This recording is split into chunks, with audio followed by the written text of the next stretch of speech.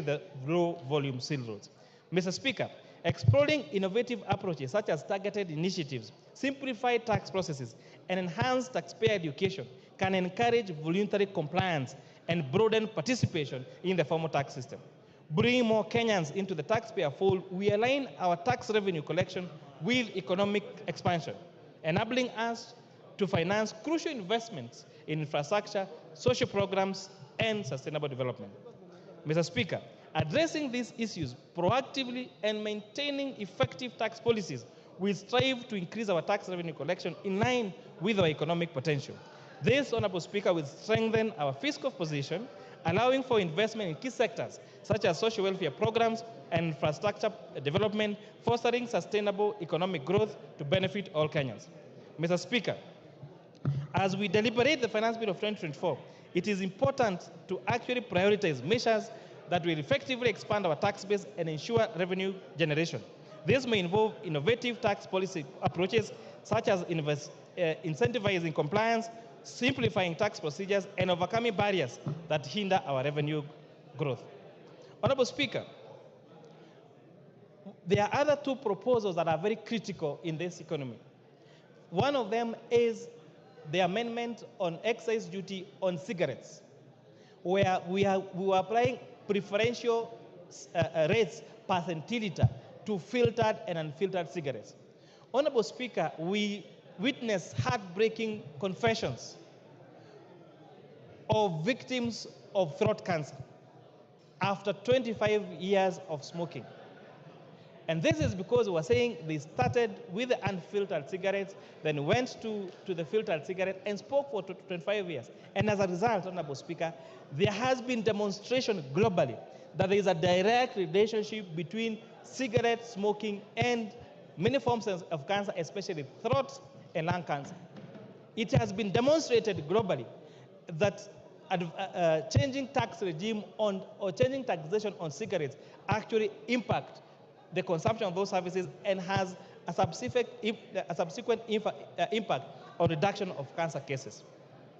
Honorable Speaker, on alcoholic beverages, Honorable Speaker, the proposed amendment to shift from taxation by volume to taxation by alcohol content is also a great welcome a policy idea and aligns with best practice global, Honorable Speaker. This means that alcoholic drinks that have higher alcohol content will have a higher excise duty than those alcoholic drinks that have lower alcohol content.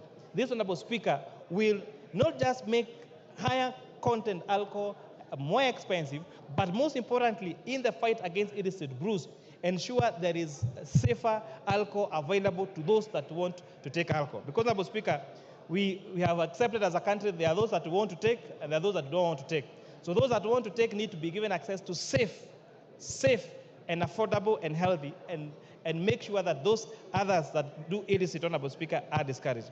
As we robustly, Honorable Speaker, engage on the convention about the finance bill and critique it, it must be realized that this bill aims to correct around 346 billion shillings only from a proposed 3.9 trillion shillings. We therefore request this House, our departmental committees, and our oversight committees, and Kenyans in the public to interrogate the expenditure side of this budget as they are interrogating the financing side. This, Honorable Speaker, will lead to a more robust budget-making process, reduce or prevent budgeted corruption, maintain fiscal discipline in the use of our resources by our executive, Honorable Speaker. Because one of the credit cases we face, Honorable Speaker, is the trust deficit on what this will be used. And this House, in our oversight roles, can do a great job in reducing that trust deficit, in ensuring that the taxes paid by hand-earned Kenyans are spent correctly for the success, for the prosperity of the great public of the Republic of Kenya. Without Honorable Speaker, I beg to support. You beg to move. Without Honorable Speaker, I beg to move. And who is seconding you?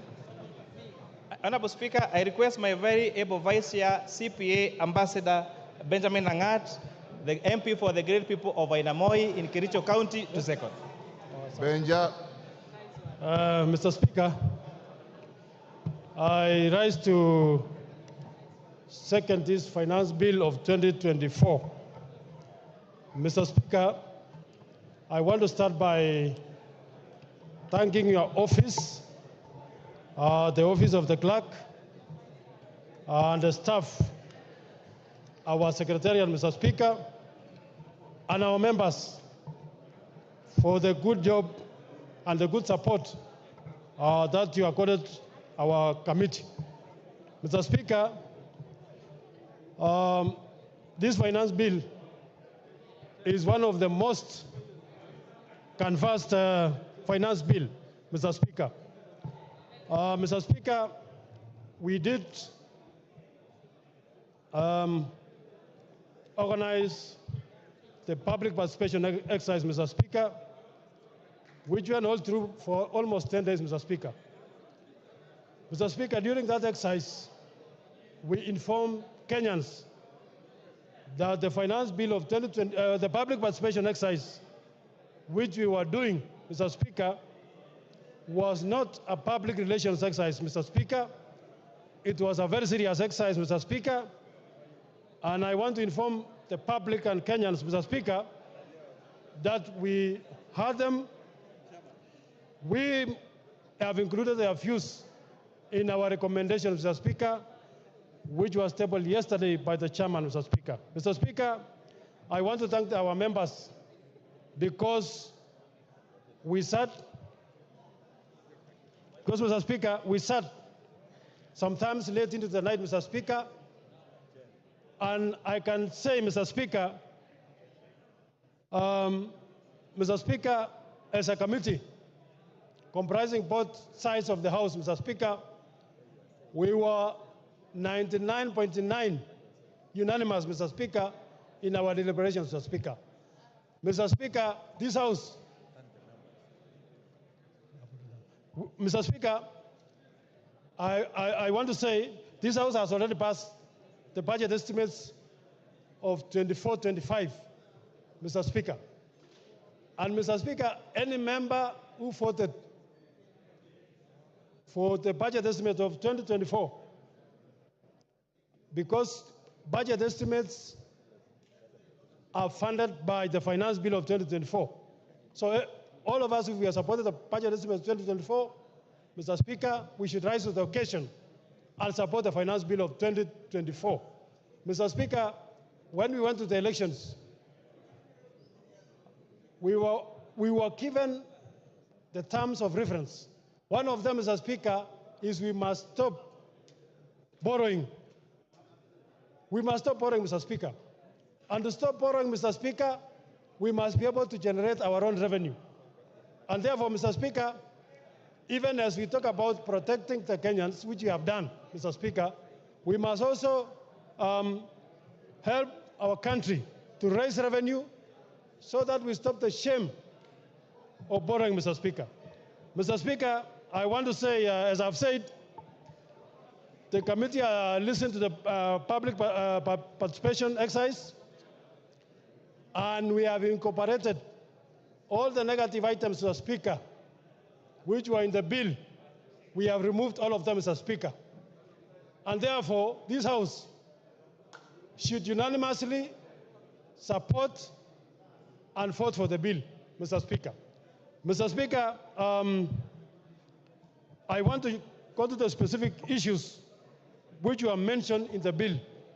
And this bill, Mr. Speaker, as I've said, Kenyans should note that the bill which was tabled in the House were proposals, Mr. Speaker. This House has the power to amend, to change. I could rather say, Mr. Speaker, those proposals, we can amend everything, Mr. Speaker. And therefore, Kenyans should not fear. We are here to protect Kenyans. We are here to protect our country, Mr. Speaker. Mr. Speaker, I want to talk about specific clauses. Mr. Speaker, this bill proposes to amend Income Tax Act, Mr. Speaker, the VAT Act, Mr. Speaker, the Excise Duty Act, Mr. Speaker, and also the Miscellaneous Fees and Levies Act, Mr. Speaker. On a more specific issues, Mr. Speaker, the bill proposes to introduce what we call the significant presence tax, Mr. Speaker, which actually targets all the international organizations that are doing business within our country, mainly on online systems, Mr. Speaker. They are making money, they are getting money to their country, but they are getting less, Mr. Speaker. Mr. Speaker, we must make sure that everyone who does business in the country contributes to our economy, contributes to our tax income, Mr. Speaker, and therefore the committee supports the introduction of what we call the significant tax presence system, Mr. Speaker, so that we make sure we tax everyone who's doing business in our country and contribute to our economy, Mr. Speaker. Mr. Speaker, the law as established now gives our companies 5 years to recover their tax, what we call the tax foreign exchange losses, Mr. Speaker. The bill proposes to reduce that provision from 5 years to 3 years, Mr. Speaker. When we consider the opinions of the public, Mr. Speaker, we did agree, and we will be moving the necessary amendments that, Mr. Speaker, we must maintain the status quo, meaning that we did not agree that we should reduce it. It is good for the public, for our companies, Mr. Speaker, to be given sufficient time to recover their losses, Mr. Speaker. So, Mr. Speaker, we shall be introducing recommendations to delete that section, Mr. Speaker, which was proposing to reduce recovery of foreign losses, exchange losses, from 5 years to 3 years. Mr. Speaker, the income tax, the bill proposes to introduce what we call motor vehicle tax, Mr. Speaker. And Mr. Speaker, I want to say this was the most contested section of the bill, Mr. Speaker. Mr. Speaker, every presenter who came to the committee, they were opposed. Mr. Speaker, when we read the Income Tax Act, I think clause 3, Mr. Speaker, says income tax will be charged on income of individuals and companies, Mr. Speaker. We tried to check whether this tax called motor vehicle tax, Mr. Speaker, fits into the income tax definition, Mr. Speaker. And Mr. Speaker, our honest opinion, Mr. Speaker, was that, one, it was misplaced, because a motor vehicle tax is like it's not even an income, it's like an asset tax, Mr. Speaker. So if we tax your asset today, your car, tomorrow we'll introduce what we call land tax. Tomorrow we'll introduce what we call house tax, Mr. Speaker. And Mr. Speaker, we should remain within the law. And therefore we conclude that these taxes are not fit into the definition of income, and therefore the committee was unanimous in recommending that we must remove this tax, Mr. Speaker. And it was going to make Kenyans suffer, Mr. Speaker. So therefore, the Kenyans who told us about the motor vehicle tax, I want to inform you that we listened to you, and we are going to remove it, Mr. Speaker, so that we reduce the cost of living in this country. So, Mr. Speaker, those people are relying on this section to make sure that, to talk about the finance bill in the pipeline, Mr. Speaker. We have recommended removal. So people must relax, Mr. Speaker. We are removing it. Kenyans should relax, Mr. Speaker. Mr. Speaker, the bill under Income Tax Act proposal also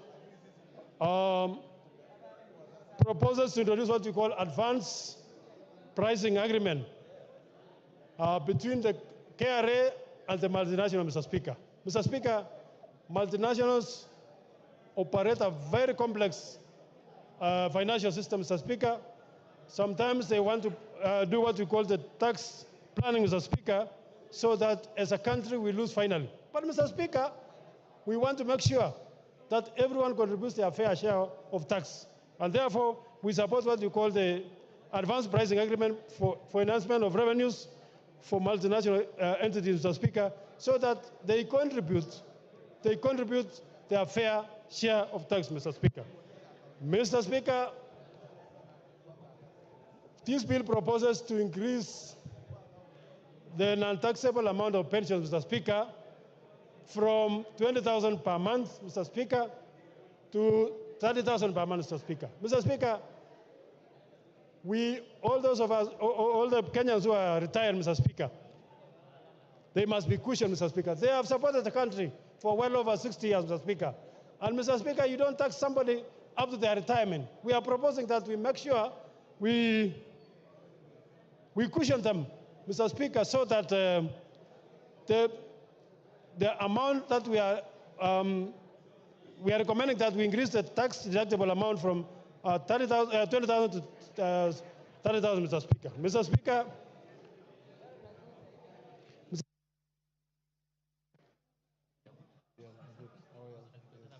Your time is up, Benja. 1 minute to wind up. 1 minute, Mr. Speaker. Yes, I've given you 1 minute. Okay. Finish up. Mr. Speaker, on eco levy, Mr. Speaker, the committee was of the view that we must protect the local manufacturers, Mr. Speaker. Mr. Speaker, the bill proposes to have what you call eco levy to protect the environment from both local manufacturers and imported goods, Mr. Speaker. Mr. Speaker, we were unanimous in saying that we have to support our manufacturers.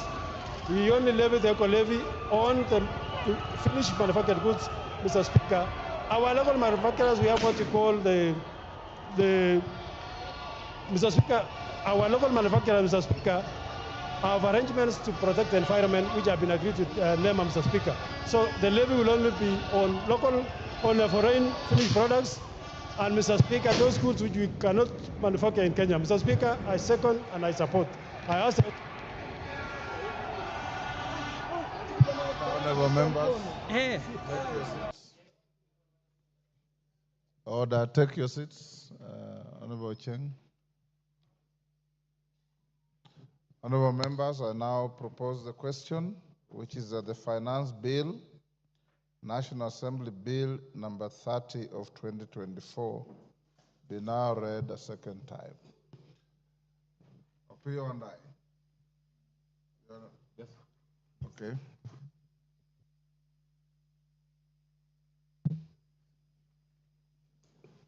I thank you, Honorable Speaker. Mr. Speaker, given the importance of this finance bill, and you know, many Kenyans are following us, Mr. Speaker, and Mr. Speaker, to distinguish between the facts and the fictions which are being given out there by this Honorable House. Mr. Speaker, I want to seek your indulgence that we have every member speak for 5 minutes instead of 10 minutes, Honorable Speaker, so that we can have all of us contribute. Honorable Speaker, thank you. Honorable members, according to a motion we passed at the beginning of this session, the mover of this bill has 45 minutes, which he expended. The seconder, 15. Majority leader and minority leader, 15. Each member speaking has 10 minutes.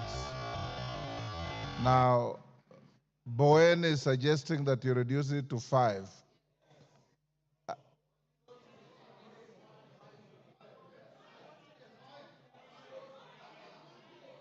Order. Is Bowen's proposal supported? Let's start with 10. Let's start with what you passed. As usual, my screen is full. Order.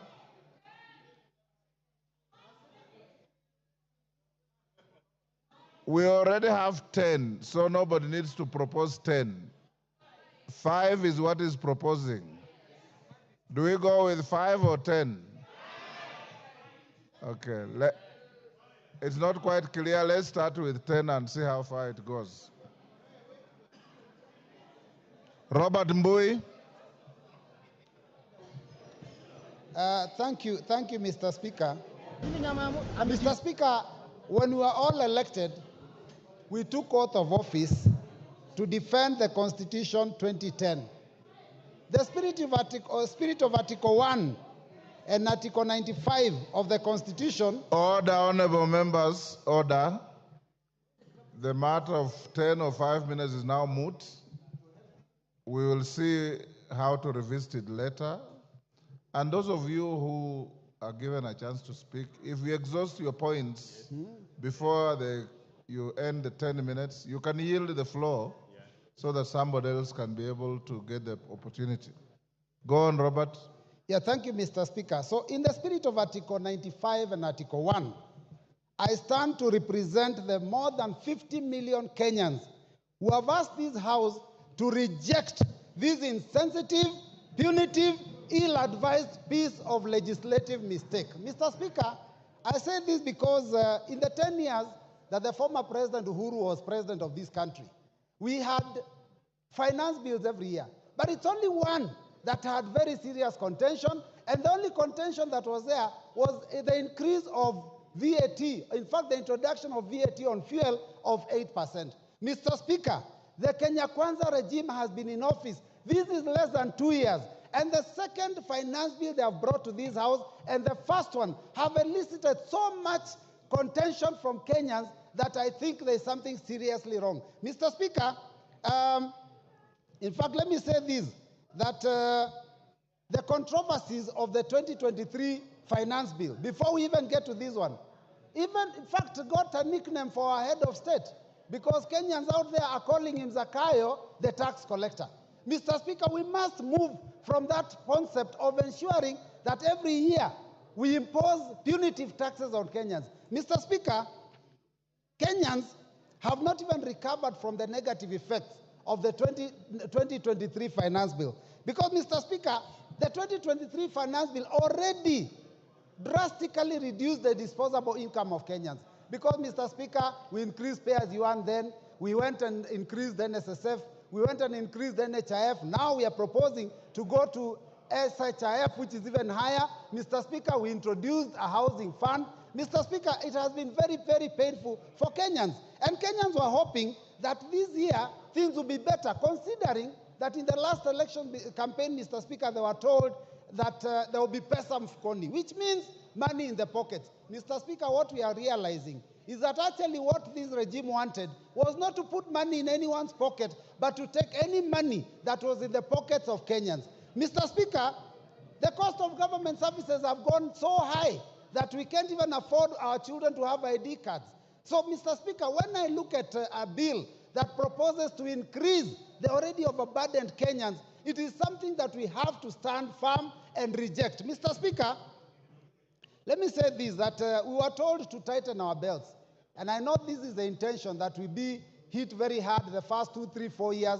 But, Mr. Speaker, you know, some people will lose their lives because of the hunger now and because of the stress now. What do you do with them when they are 6 feet under in 2026, 2027? We are told to tighten our belts. And as we tighten our belts, Mr. Speaker, it is shocking to see the excesses that this government is going through. We are taxing Kenyans to raise money to run the government, and yet we have excesses. We are putting in money to build houses, to repair, to paint houses that were built with 400 million, and we are spending 600 million to renovate and paint. Mr. Speaker, it is very, very painful. And then we are told, tighten your belts as Kenyans. And 200 million Kenyan shillings is used on a return trip on a chartered plane to the US. Mr. Speaker, this is not acceptable. And all those missions are begging missions. What we are doing here is we are living beyond our means. Mr. Speaker, I seek the attention of all those members that passed the 2023 finance bill and later on went and told Kenyans they didn't have time to read it. Now listen keenly. If you didn't read that one, you listen to us. Mr. Speaker, oppressive tax policies do not make good economic sense. And Mr. Speaker, let me just put it this way, that the last year's proposal was intending to raise 214 billion. But because it was oppressive, Kenyans did not pay as expected. And in fact, what we collected was only 131 billion out of that finance bill, which was only 53% of the target. Mr. Speaker, the more you put, the more burden you put on people, the more likely that they are going to look for ways to avoid that tax. So, Mr. Speaker, we have to be careful. We warned that that would happen, that people would evade. You didn't listen. We warned that it would lead to job losses. Many companies left this country and are now producing elsewhere, and unemployment has gone up. We warned that the tax increase is always passed to the common man. Mr. Speaker, the hustler of this country, the mamamboga, the boda, is the one that will carry the burden. Anytime taxes go up, it is not the big fish that actually pay these taxes. Because all they do, when you increase cost of fuel, all they do is pass it on to the consumer. And the consumer is mamamboga. The consumer is the last man in the chain. So, Mr. Speaker, we have to be very careful. Now, the 2024 tax proposals are as oppressive as 2023. We have not even fully implemented the 2023 ones. The E-teams, now we are discussing how we are going to remove it. There are those, those taxes on chamas that we have not yet implemented. Now we have brought other major proposals. And I hear, Mr. Speaker, talk of the tax proposals of 2023, it's like they have been reduced. Mr. Speaker, the bill that we hold in our hands, the bill that we read, has not been amended. What we are listening to is stories, Mr. Speaker. Because when we go to the committee of the whole House, what guarantee do we have that the proposals we've been told about here will pass?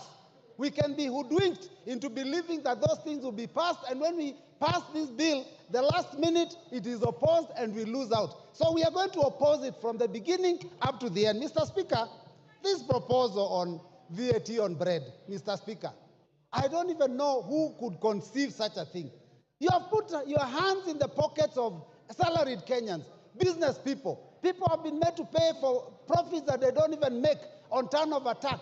And now you want to tax our children because you're putting your hands in the pockets of our children. Because the biggest consumer of bread are our children in secondary school, because that's where they spend their pocket money. Mr. Speaker, some of these are totally ill-advised. Mr. Speaker, VAT on financial services, VAT on money transfer, VAT on M-Pesa, those were, I do not understand who was thinking, what were they drinking, what were they smoking when they came up with those ideas. Mr. Speaker, it is very unfortunate. 20%, 25% excise duty on edible oil, import duty. Mr. Speaker, these things, 2.5% on motor vehicles. These ideas were preposterous. But Mr. Speaker, I believe that all those proposals were actually a smokescreen. If you read the 48 laws of power, you know, smokescreen. You lead them down the wrong direction until they lose focus. What has happened is that we have concentrated on those ones that were very clear. But the real intention was to do what this committee has proposed. That suddenly, after we think that things are okay, they increase RMD, road maintenance levy, road development levy, and the import duty. That is what the intention was. In fact, the net effect is likely to be that this finance bill may be collecting almost as much, if not more, than the previous proposal. So, Mr. Speaker, I stand in solidarity with those Kenyans that said that this must be rejected in totality. Mr. Speaker, I want to ask the Inspector General to stop interfering with Kenyans when they are exercising their democratic right of picketing, because Kenyans have a right to defend themselves. When they see the Constitution being mutilated, when they see their pockets being ravaged, when they see their children being unable to go to school, to put food on the table, they have every right to defend themselves. Inspector General, can you concentrate on defending the country and stop interfering with Kenyans? And this revolution, which is unfortunately a kindly revolution, Mr. Speaker, it is unstoppable. Because when we were in the streets, you could call Raila Amolo Odinga, you could call Stephen Kalonzo Musyoka and ask them to tell the troops to go back. Who do you call when you pass this bill? So I reject and I vote, I reject. Thank you, Mr. Speaker. Thank you. Thank you. That order, Owen Bayer.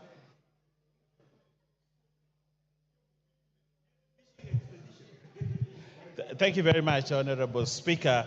Honorable Speaker, coming to speak on the finance bill on the heels of my counterpart from the minority is interesting because I tried to get at least something from Honorable Mbui that he was saying that was useful and a contribution to the finance bill, but I couldn't get any.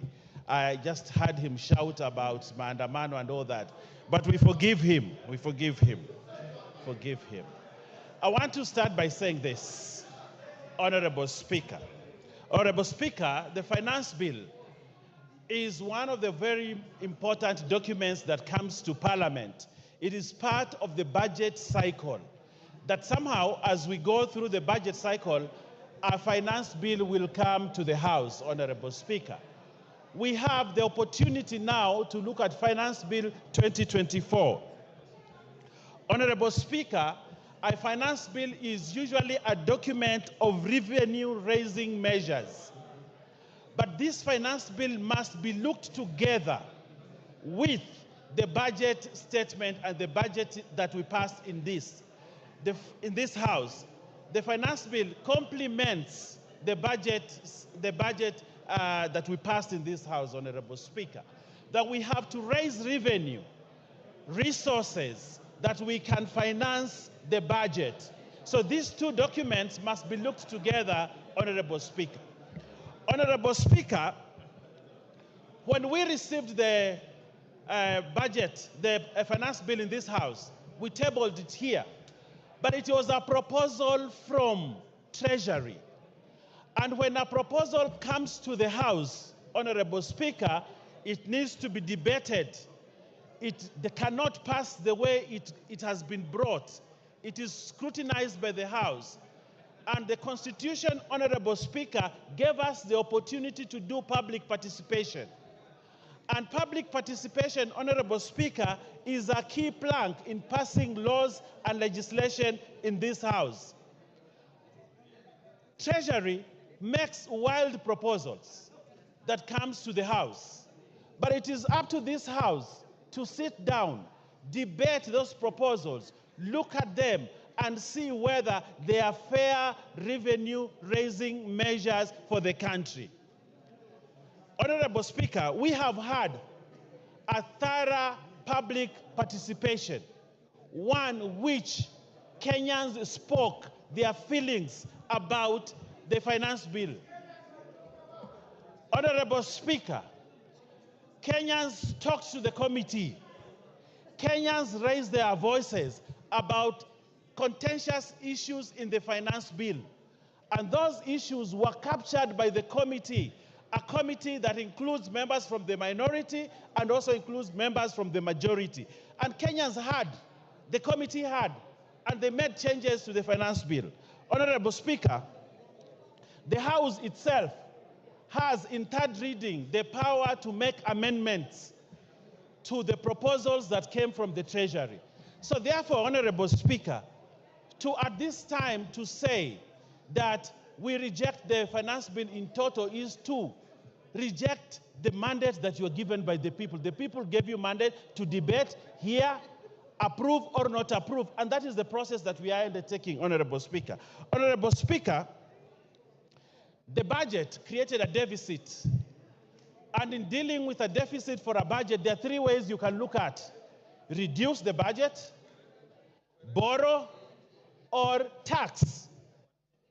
Those are the three things that you need to do when you're dealing with a budget for you to finance a budget. You either borrow, you either reduce the budget, or you tax to be able to finance a budget. All these measures are available to this House, Honorable Speaker, to make a decision on how we go forward. But Honorable Speaker, allow me also to say, did the committee listen? Yes, the committee listened on the proposals that were brought from Treasury. And Honorable Speaker, it is important to note that the proposals that were made, the proposals that we had from the Treasury did not go unchanged by the committee, Honorable Speaker. And I would like, Honorable Speaker, to just note a few things.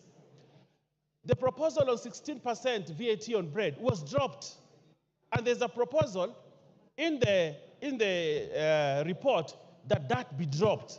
That is a win for Kenyans, Honorable Speaker, that now we will not have the 16% raise on bread in the finance bill. That has been dropped, and Kenyans are safe. They can have bread and Mbuyi and the children in school can have bread at less than the proposal of 16%. Honorable Speaker, we had noise about the motor tax, 2.5. Honorable Speaker, it is important to note that the committee listened, and when the committee listened, they dropped the 2.5 on motor vehicle because the committee listened, and now Kenyans do not have to pay that motor tax. Honorable Speaker, the eco tax that had been proposed by Treasury, the committee looked at it, studied it, and said we can only levy eco a tax on imported finished products. But for products that are manufactured in this country, they will not attract the eco tax that had been proposed by Treasury. Honorable Speaker, that is a win for Kenyans, which we might celebrate as a house because the committee listened. Honorable Speaker, there was a lot of taxation on the payslip, and the people who had loans were even suffering. But what has this committee done in terms of those things? They have reorganized the taxation within a payslip, and now there'll be more money on people's pockets from their payslip because the committee listened, Honorable Speaker. Honorable Speaker, there are many gains in this report, not on the finance bill, but on the report of the committee, which is what will eventually go into making the Finance Act. So, Honorable Speaker, as we move forward, Honorable Speaker, and I'm sure many other people will look at the many issues that Kenyans have gained, but I also want to look at the budget, Honorable Speaker. Today, members of this House, CDF, will have more money than before because it was proposed in the budget and it is going to be financed in this finance bill, Honorable Speaker. Honorable Opio and I here celebrated the other day that political parties' money has actually been returned into the budget. And he was very ecstatic that there is money for political parties. But I asked him that question, but that money must come from somewhere. That money has to come from the finance bill, which will finance the money in the political parties. Honorable Speaker, the women. What's the point of order, Minority Leader? You know, Honorable Owen Baya was doing fairly well until he mentioned my name in respect of political parties fund. Honorable Speaker, you know, political parties fund is not a favor to anybody or to any political party. And as a matter of fact, the threshold set out in the law has not been met in this regime. And therefore, I want to ask you, Honorable Speaker, to compel Honorable Baya to withdraw those very unfortunate remarks and apologize profusely, not only to me, but to the House and Kenyans in general. Thank you. Owen. Thank you very much. It is very true that the budget has money for political parties. And that money will come from a source. And that source is the finance bill. So, Honorable Speaker, I am still within my limits of speech. Honorable Speaker, I also want to say this. We have a budget that we must finance. We have a budget that we must get money to ensure resources go to Kenyans, that services go to Kenyans, that development go to Kenyans, that we have to pay debt, the 1.0 something trillion of servicing the debt. We have to have money to do that. And one way is to raise money through the finance bill. Honorable Speaker, we have to make hard decisions for our country in order to make it forward. But if we want to be good people, Honorable Speaker, I read somewhere that if you want to be a good person, please go and sell ice cream. But if you want to be a leader, you have to be here and make hard decisions. Your time is up. Your time is up. You must make the hard decision to sit down. Honorable members, before I give the next member, allow me to acknowledge two schools in the public gallery. Kibirisha Boys Secondary School from Bori, Meru, and Tiga High School from Mara, Tarakaniti.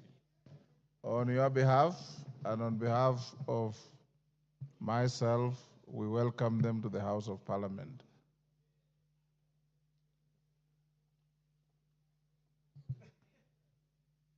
Mama Zamzam.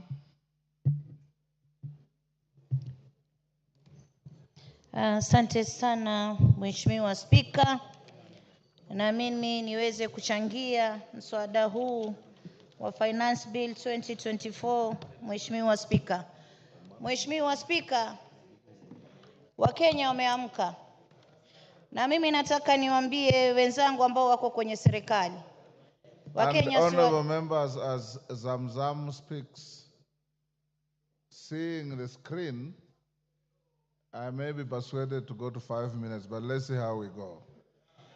Asante sana Mheshimiwa Spika. Mimi nataka niwaambie wenzangu kuwa Wakenya wameamka. Mheshimiwa Spika, ile budget ama hii finance bill ilivyowekwa Mheshimiwa Spika, kuja kuweka mkate, edible oils na vitu ambavyo vinamgusa kama vile magari, Mheshimiwa Spika, ile ilikuwa ni strategy ya kuweza kuwaondoa Kenya katika ile shetani kubwa ambayo imebaki ndani ya hii bill. Mheshimiwa Spika, Mheshimiwa Spika, Wakenya wamemakinika, ukiwaona wanaingia barabarani wenyewe bila baba, jua kuna shida.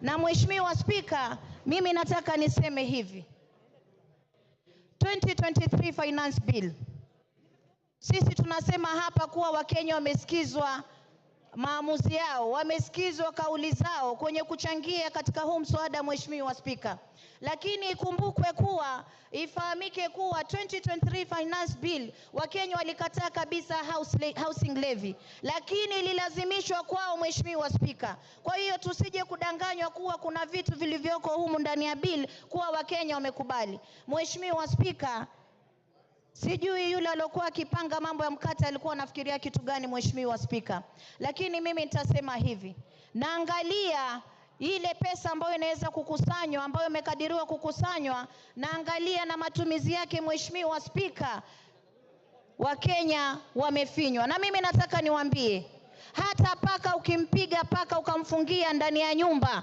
paka atakung'ata.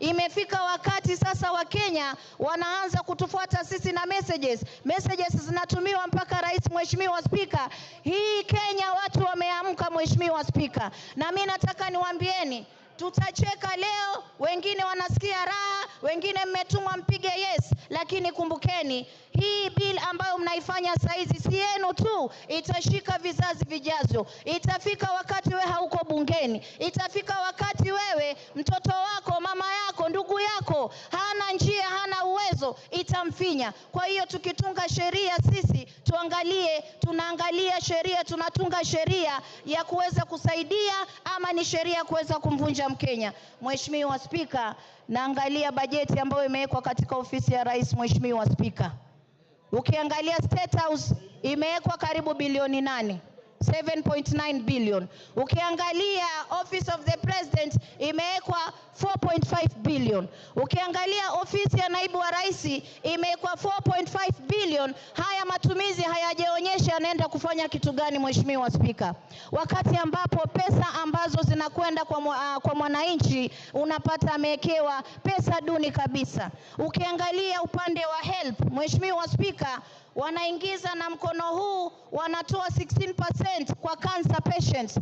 Sisi tunataka kupigana na saratani, kina mama wanaugua saratani, watu wa maskini ambao hawajiwezi, huu ugonjwa umewafikia. Ikiwa sisi tunaongeza mpaka kwa magonjwa, tunaongeza tax, tuna tax ugonjwa wa Kenya, wabunge wenzangu, tunaelekeza wapi taifa hili? Pale ndani ya State House mkate peke yake na maziwa na nini, ile bilioni 13 mimi naiangalia nasema, jamani tuoneni haya. Mgala muweni, haki yake mpeni. Huyu ambaye tunamnyang'anya hizi pesa kwenda kufund vitu vya starehe ni mtu ambaye analia kwa Mungu kila siku asubuhi akiamka, Mwenyezi Mungu, natoka ndani ya nyumba yangu nishukishie riziki kwa mikono yangu niweze kulea watoto wangu. Lakini sisi katika ile ruzuku yake tunaenda kukata. Kwa mfano Mkenya anatoka nyumbani, mshahara wake ni 50,000 Mheshimiwa Spika.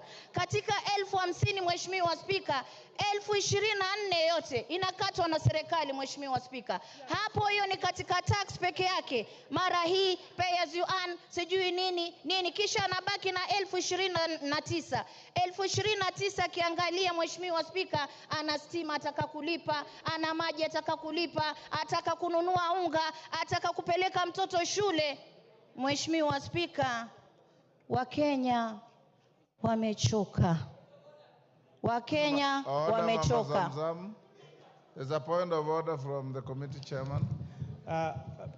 Asante sana Mheshimiwa Spika. Nimesikia rafiki yangu Mheshimiwa mbunge wa Mombasa akisema kwamba kuna kodi ambayo imewekwa kwa wagonjwa wa saratani. Na ningetaka kwamba anieleze ni kipengele kipi katika huu mswada ambao unaongea kuhusu hiyo, kwa sababu Mheshimiwa Spika, haya mambo ya kumisinform ama kuwadanganya Wakenya kwa mambo kama hayo kwa sababu ya siasa kabisa ni makosa na haifai kufanyika. Mama Zamzam, that is a fair challenge. Order. Ngoja. Order. That's a fair challenge. Can you point out which... Ngoja nipe nafasi Mheshimiwa Spika, nitaiangalia kisha kipengee mahali kiko. Lakini kiko, Mheshimiwa Spika, nipigieni kelele, mimi sijali, nitawaambieni ukweli, Wakenya wanahangaika. Mmekuja hapa, mmelipwa pesa, mmepewa pesa nyingi kuja kuwa Wakenya katika bunge hili. Order.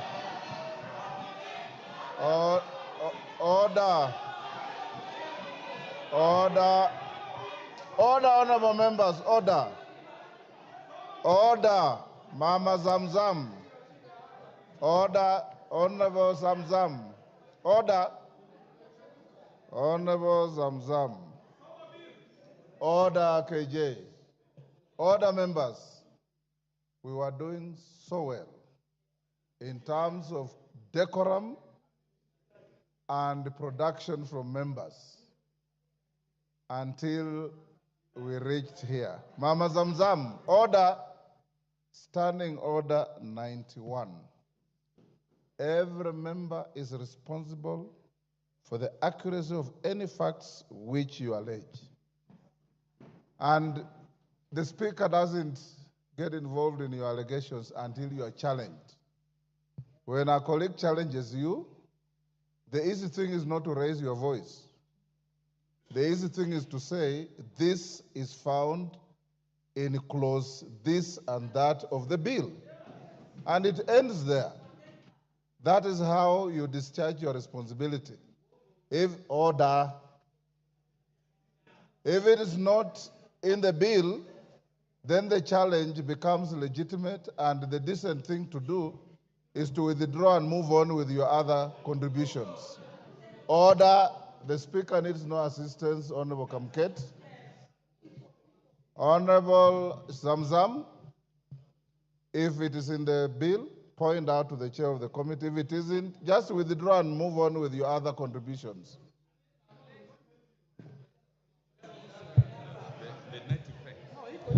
Order. We are going to have orderly debate. Mama Zamzam. Asante sana Mheshimiwa Spika. Nafikiri nimechanganyikiwa na ile import duty na hii ya hospitali. Mimi nataka niwaambie kitu moja. Mheshimiwa Spika, nimekubali. Kama haiko uiondoe alafu uendelee. Haiko Mheshimiwa Spika, lakini pesa ambazo wanafanya za matumizi ni nyingi. Haiko, nimekubali. Order, Mama Zamzam. Order, honorable members. Take your seat, Mama Zamzam. Order, Mama Zamzam. Order.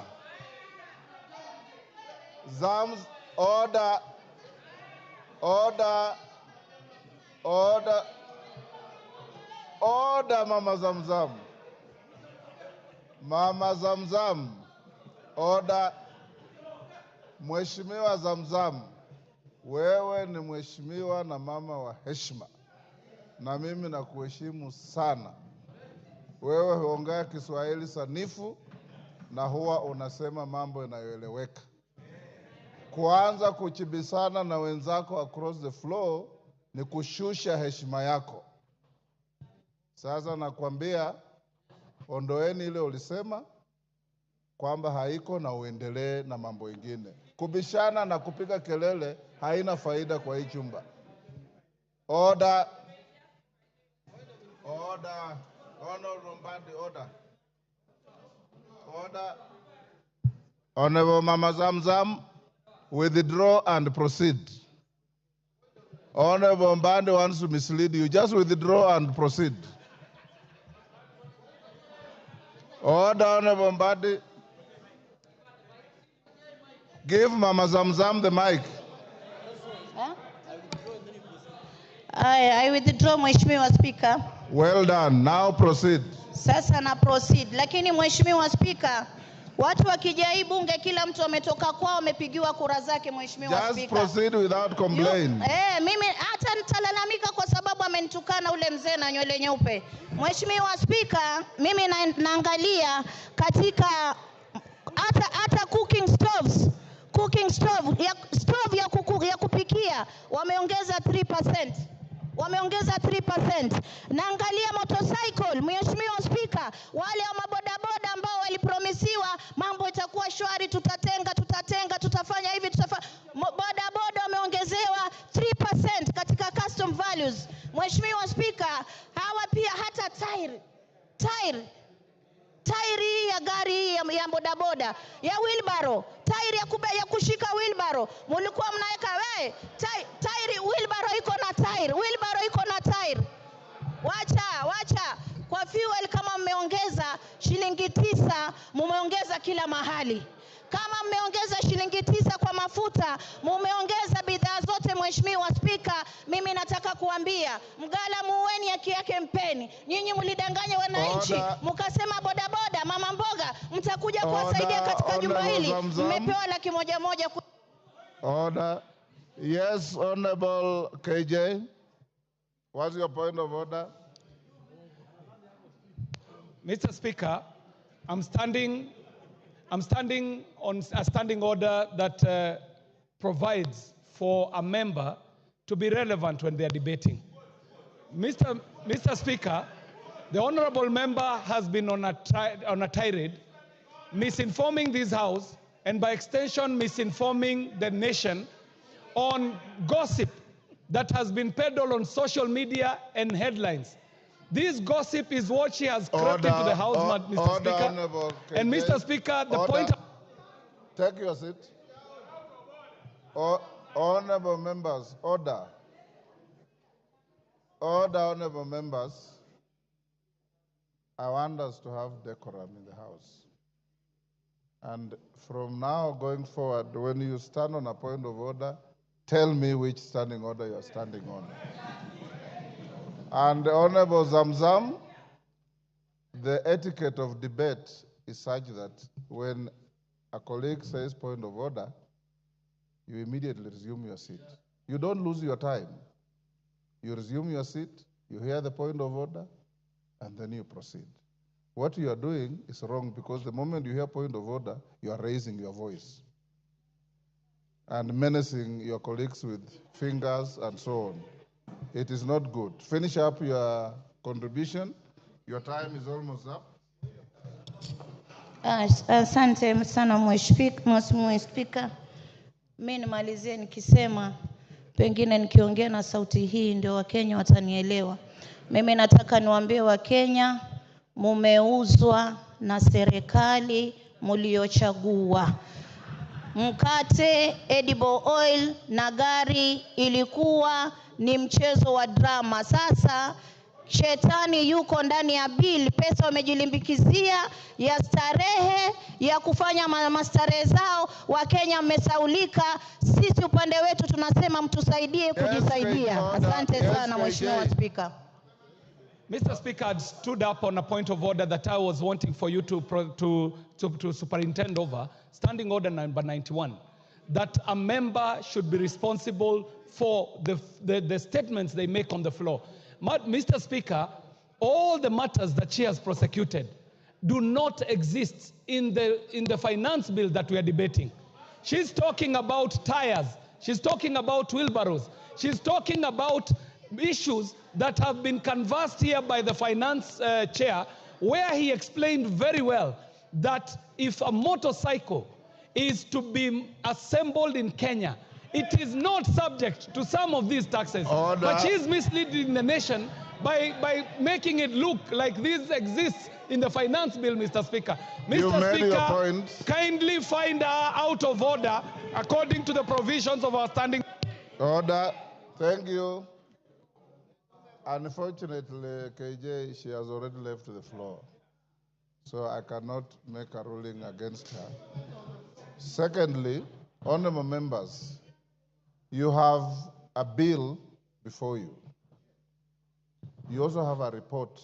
Order, members on their feet, take your seats.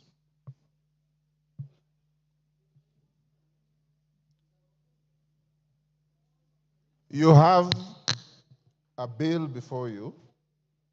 You also have a report of the committee.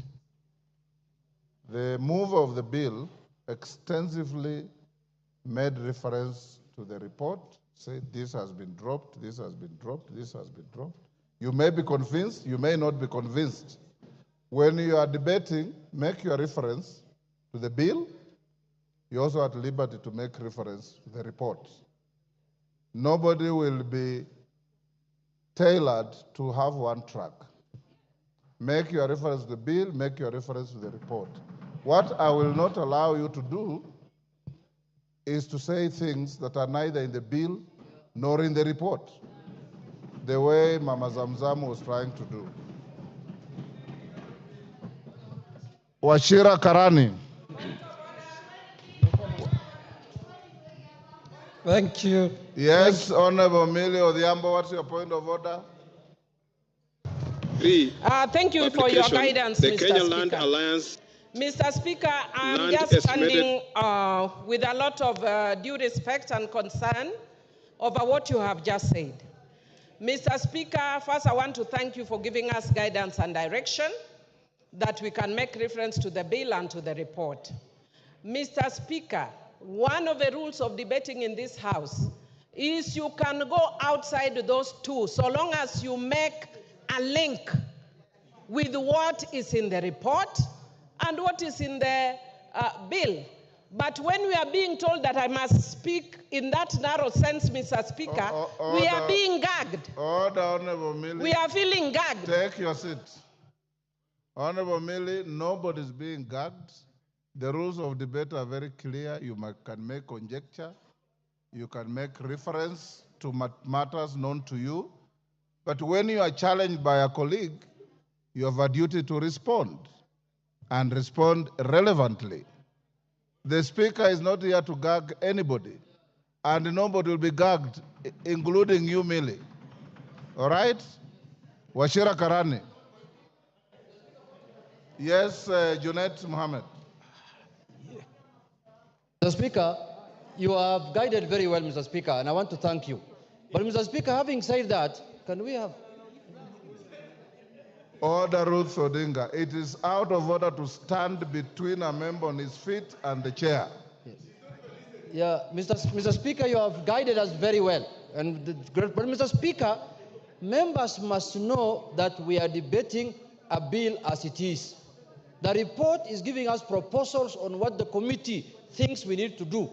But the bill as it is now is not amended. So when somebody talks about 3% on wheelbarrow, 3% on mokokoteni, he is debating in accordance with the way the bill is as this morning. And the bill can only be amended here. The proposals that you did yesterday at the State House can only happen here on this floor. Those were just a press conference. So refer to the bill as it is and refer to the report. So when it is amended in the House is when those things will take effect. Thank you very much. Order. Otienda Molo. Thank you, Mr. Speaker. Mr. Speaker, understanding Order 83, my first point, I think, has just been made by the Honorable Junet. It is important, Mr. Speaker, that the majority does not diminish debate on technicalities. Everything that the chairman said in terms of what will be amended is yet to be moved. So we are at liberty to discuss everything on the bill as it is. And in that respect, we cannot be limited. Mr. Speaker, number 2, the Honorable Didmas Barasa is wearing an unparliamentary hat. Could you please guide him to be parliamentary? I'll be coming back, Mr. Speaker, on your earlier ruling on these matters, but that will be later. But could the Honorable Didmas Barasa stop wearing that village hat that he's wearing here? Thank you. Honorable members, the issue of the bill before the House, and I'm sitting here listening to all of you. I listened to the move of the bill, and he said, this bill contains this, but at committee stage, I'll drop it. That becomes part of your Hansard. So when you attack the bill, which you have the right to do, it is only fair also to make reference to what your colleague said. You can still say, Order Wanjala, I am not giving you any CAG rules. I'm simply saying the Hansard is there to bail out people. So when your colleague stands up after you have attacked something and says, when I presented the bill, I already said this, it's legitimate. But everybody debate the bill as is before the House. That is the bill that we are debating. But don't lose sight of the report which you already have, which I encourage you to read. Publication, the Washira Kenya Land Karani. Alliance Land. Thank you, Mr. Washira Speaker. Karani, you have the floor. Yes, thank you very much, Mr. Speaker. I thank you for giving me this opportunity so that I also do my contribution. Mr. Speaker, before this committee gave out the report, Kenyans listened to talk shows, to radios, to newspapers, analysis. That is what they judged the report with. In my constituency, I've visited several places, Mr. Speaker. I've gone to churches. I've gone to trading centers. I've listened to the messages. I've read the messages the people have sent to me. And I can say this without blinking. What has been presented by the committee as the report and what has been spread by the talk shows, they are totally two things that are totally different. Mr. Speaker, on my side, I chose to communicate with my voters. I told them to enumerate the clauses that are contentious, which they did. And they did on 5 contexts. First of all, they complained about the VAT 16% on the bread tax. They also complained about the tax on edible oils. They also complained about the tax on motor vehicle, the 2.5%. They complained about the eco levy, the 5 items. And I promised them that I'm going to approach the Committee on Finance so that those are addressed. I'm very happy this morning because the committee, led by the very able Honorable Kimani, has reviewed all of those. The tax on bread has been removed, the 16%. The 2.5% on motor vehicle levy has been removed. The money transfer have been removed. So me, as I stand, Mr. Speaker, I just want to thank the Committee on Finance for work well done, doing a thorough job, and listening to what we have communicated to them and acting of them. I support, Mr. Speaker. Minority Leader. The Honorable Speaker, let me make the following comments concerning the Finance Bill 2024. But I want to pick from where the Honorable Robert Mbui left. You know, Honorable Speaker, we have been around for some time. As a matter of fact, this, I think, is my 12th year in this parliament. And even before that, I was living in Kenya. What is so unique with this government that for 2 years in a row, the matter of finance bill is causing hullabaloo, is causing commotion, is causing pandemonium until young children are coming out the streets. We have had finance bills since 1963. We have had them. We had them during Jomo Kenyatta time. We had them during President Moi's time. We had them during President Kibaki. Recently, we had them during President Uhuru's time. But in this regime, 2 years in a row, the finance bill is causing serious problems to Kenyans.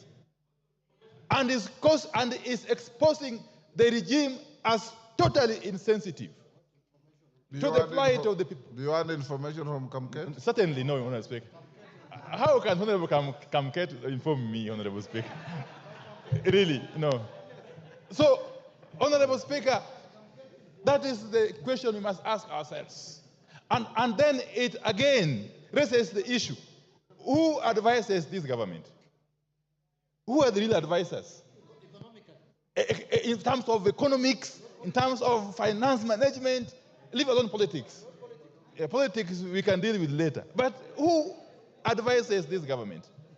Because it seems to make mistake after mistake, mistake after mistake, mistake after mistake, Honorable Speaker. Following the outcry that happened after the 2023 finance bill was unveiled, I had imagined, I had thought that this government would be the wiser this time around. What we see is actually a worst case. As they say, the more things change, the more they remain the same. Honorable Speaker, I have read the bill in its entirety. I have similarly read the report of the committee chaired by my very good friend, Honorable Kimani Korea. Honorable Speaker, if you look at the report of the committee and together with the amendments it is proposing to make on the bill, then you come to the conclusion that actually the character, the structure of the bill is actually changing fundamentally. Fundamentally. And this flies on the face of the provisions of Standing Order 48. Honorable Speaker, at some point perhaps I would be calling upon you to consider asking the chair to withdraw the bill and introduce a new one. Because the character is changing. And why is the character changing, Honorable Speaker? Honorable Speaker, under Article 201 of the Constitution, specifically 201 sub-article A, on the matter of principles that govern or guide public finance management. Public finance management. I don't know what is itching, Honorable Soro. Honorable Speaker, one of the principles, some of the principles that should guide the management of public finance: openness, accountability, and including public participation in financial matters. If you can come out of the blues and tell us that now these things that we had introduced in the bill, these taxes that we had introduced in the bills, we are now removing them. It is basically going against the principles of public finance management. You are turning a public finance bill into a personal property that you can change at whims. Honorable Speaker. Yes, Chairman of... Honorable Speaker. Order, Minority Leader. Chairman. Honorable Speaker, again, on a point of order on misinformation. The leader of minority clearly read the PFM Act and talked about then if changes are made, the allegations making then significantly that bill would have to be drafted. Then the question on public participation remains. Then does it mean that he is purporting that everything that the public says is just an exercise in futility and should not change? Otherwise, then why were we involving taxpayers' money and time to reason to the members of the public if we cannot propose changes on the bill? Minority Leader.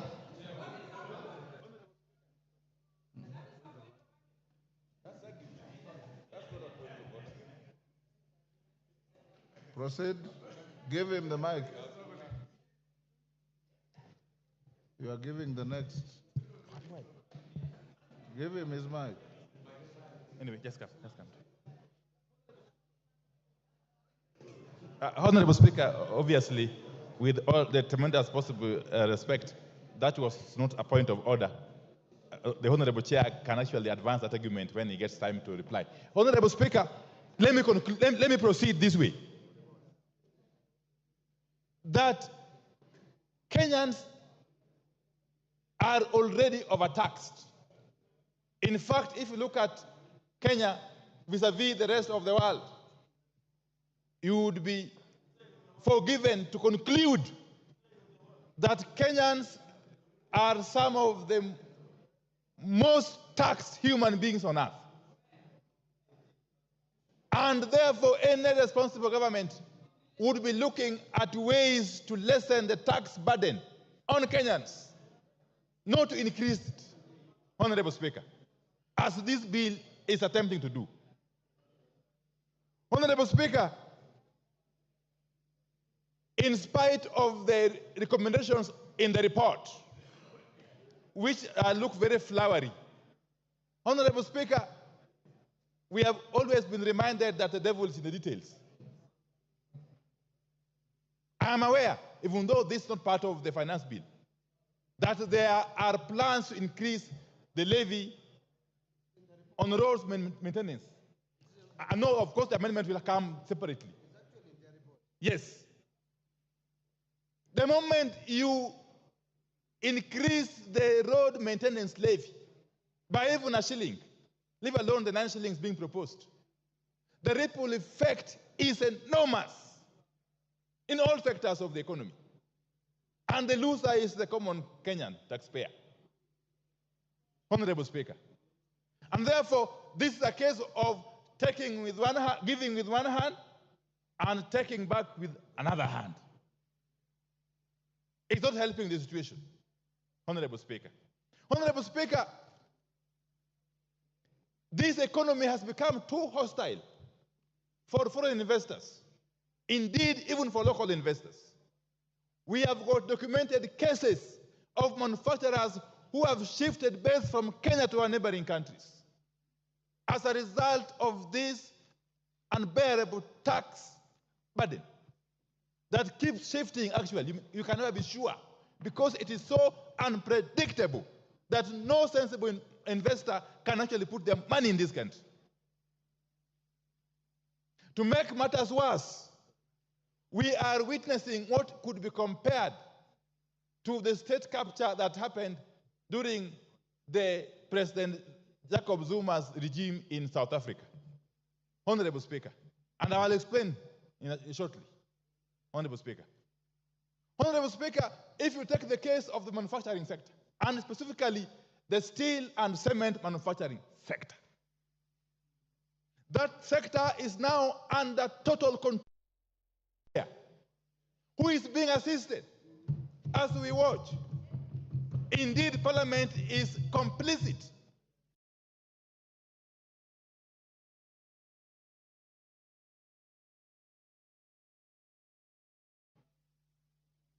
We have a case where this one particular manufacturer is the only person who has the capacity to manufacture billets which are used in the steel manufacture,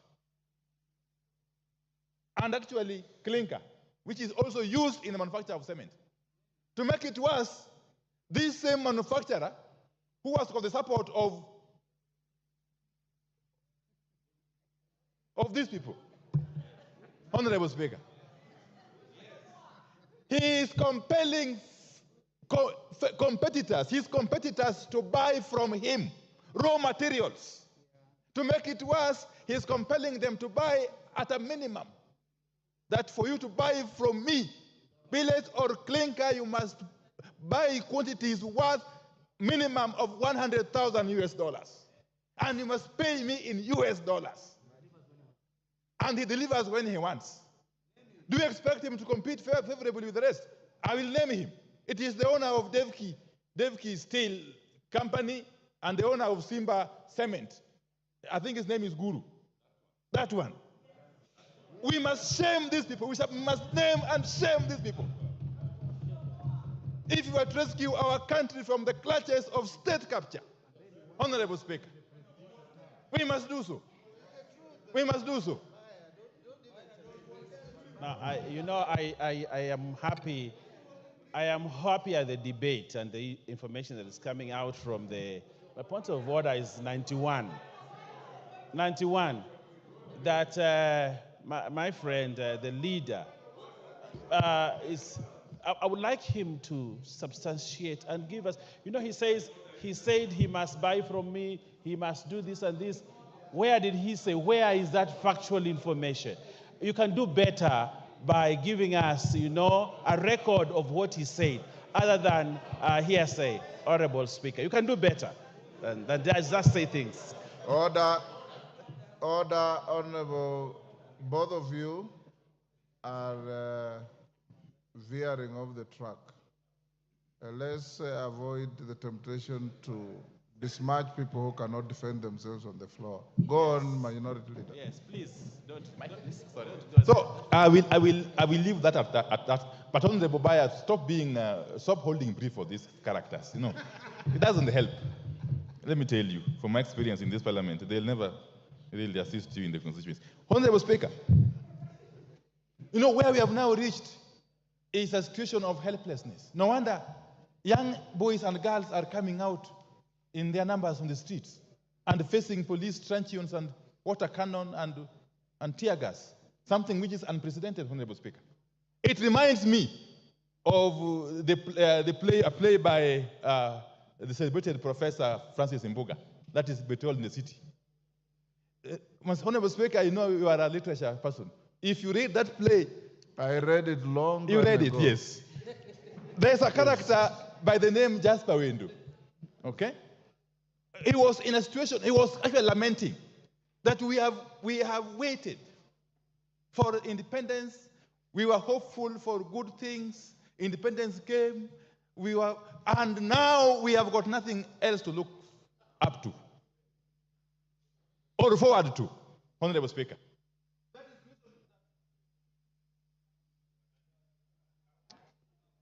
He has 15 minutes. Has he finished 15 That minutes? is the situation. Your time is up. Finish up in 1 minute. Children are finding themselves in this country. They have already lost hope. They are not seeing any hope in us as their leaders. And therefore, they have taken it upon themselves to come out to the streets to defend their rights, Honorable Speaker. And as they do so, those who are in charge of the instruments of the state, especially the Inspector General of Police, must be cautioned not to misuse those instruments to interfere with the enjoyment of constitutional rights by Kenyans who are free to picket, to demonstrate, to do sit-ins, and indeed to capture Parliament. Time up. Because Parliament seemingly has become rogue. Honorable Speaker, I oppose. Osoro. Thank you very much, Honorable Speaker. Honorable Speaker, listening to my colleagues from the other side, Honorable Speaker, one need not to be a rocket scientist to know that they are playing populist politics as far as this report is concerned. You'll be left wondering whether they are contributing to the same debate, to the report before us, or they are giving us theories and stories that are unnecessary, Honorable Speaker. Honorable Speaker, I'll qualify my statement with these points. Last week, when the budget estimates were presented before this House, Honorable Speaker, and even when the chair for budget was highlighting some vote on the budget, Honorable Speaker, I saw honorable members across the political divide very happy. He did say that 500 million shillings has been added to NGAF.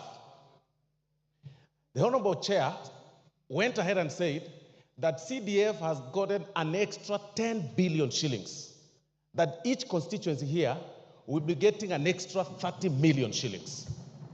And everybody here was very happy. In fact, the honorable members who represent counties, commonly known as the honorable women reps, even did a post appreciating His Excellency the President, saying that, Your Excellency, we are very happy. You've added us 500 million.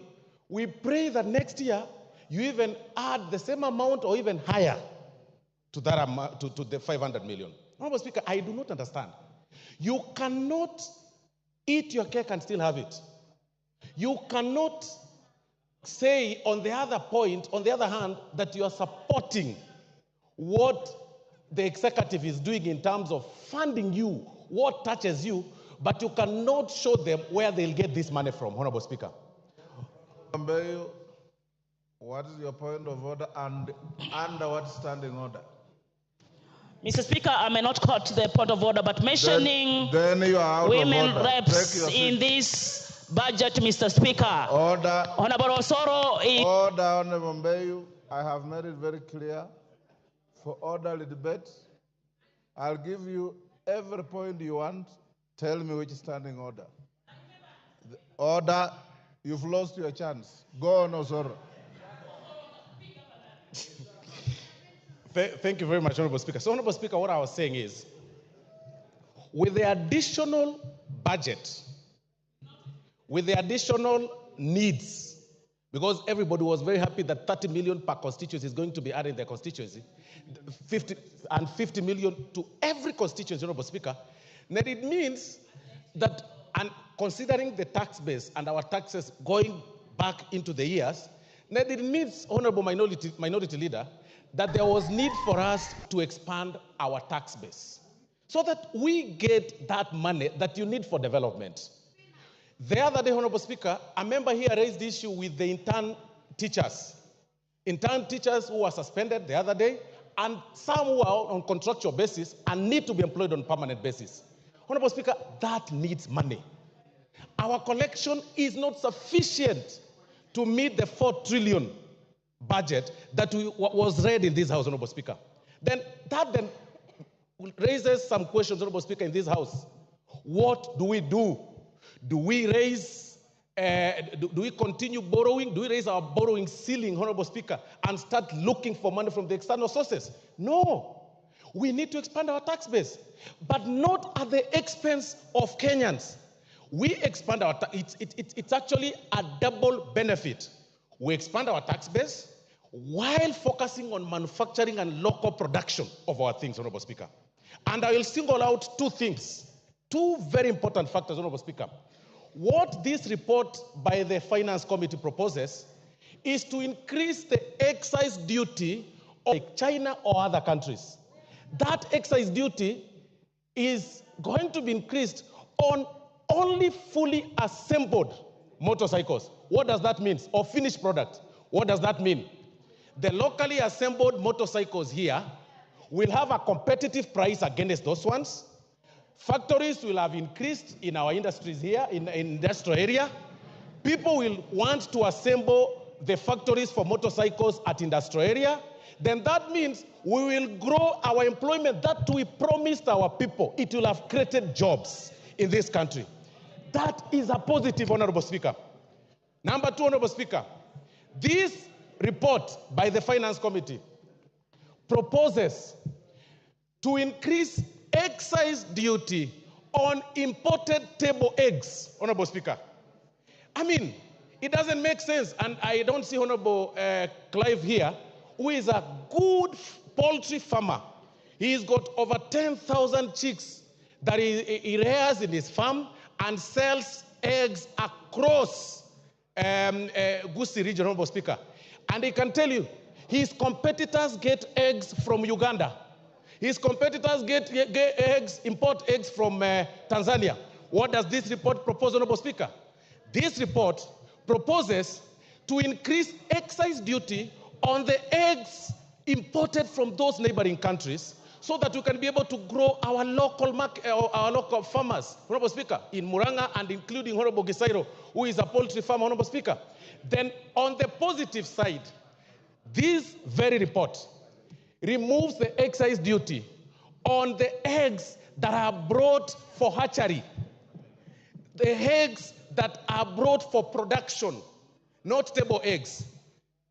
When fertile eggs, and I'm being guided by Honorable Owen Bayer, they're called fertile eggs. I hope you're right. So, Honorable Speaker, Honorable Speaker, when we are debating on this report, it's important for us to also be very factual and tell Kenyans the truth. You cannot say that, on the other hand, you want Kenyans or this government to look for jobs or to create jobs, and on the other hand, you want to continue encouraging importation of goods. Can you imagine, Honorable Speaker, up to this time and era, we are still depending on sanitary pads and diapers from India and China. What does this report do?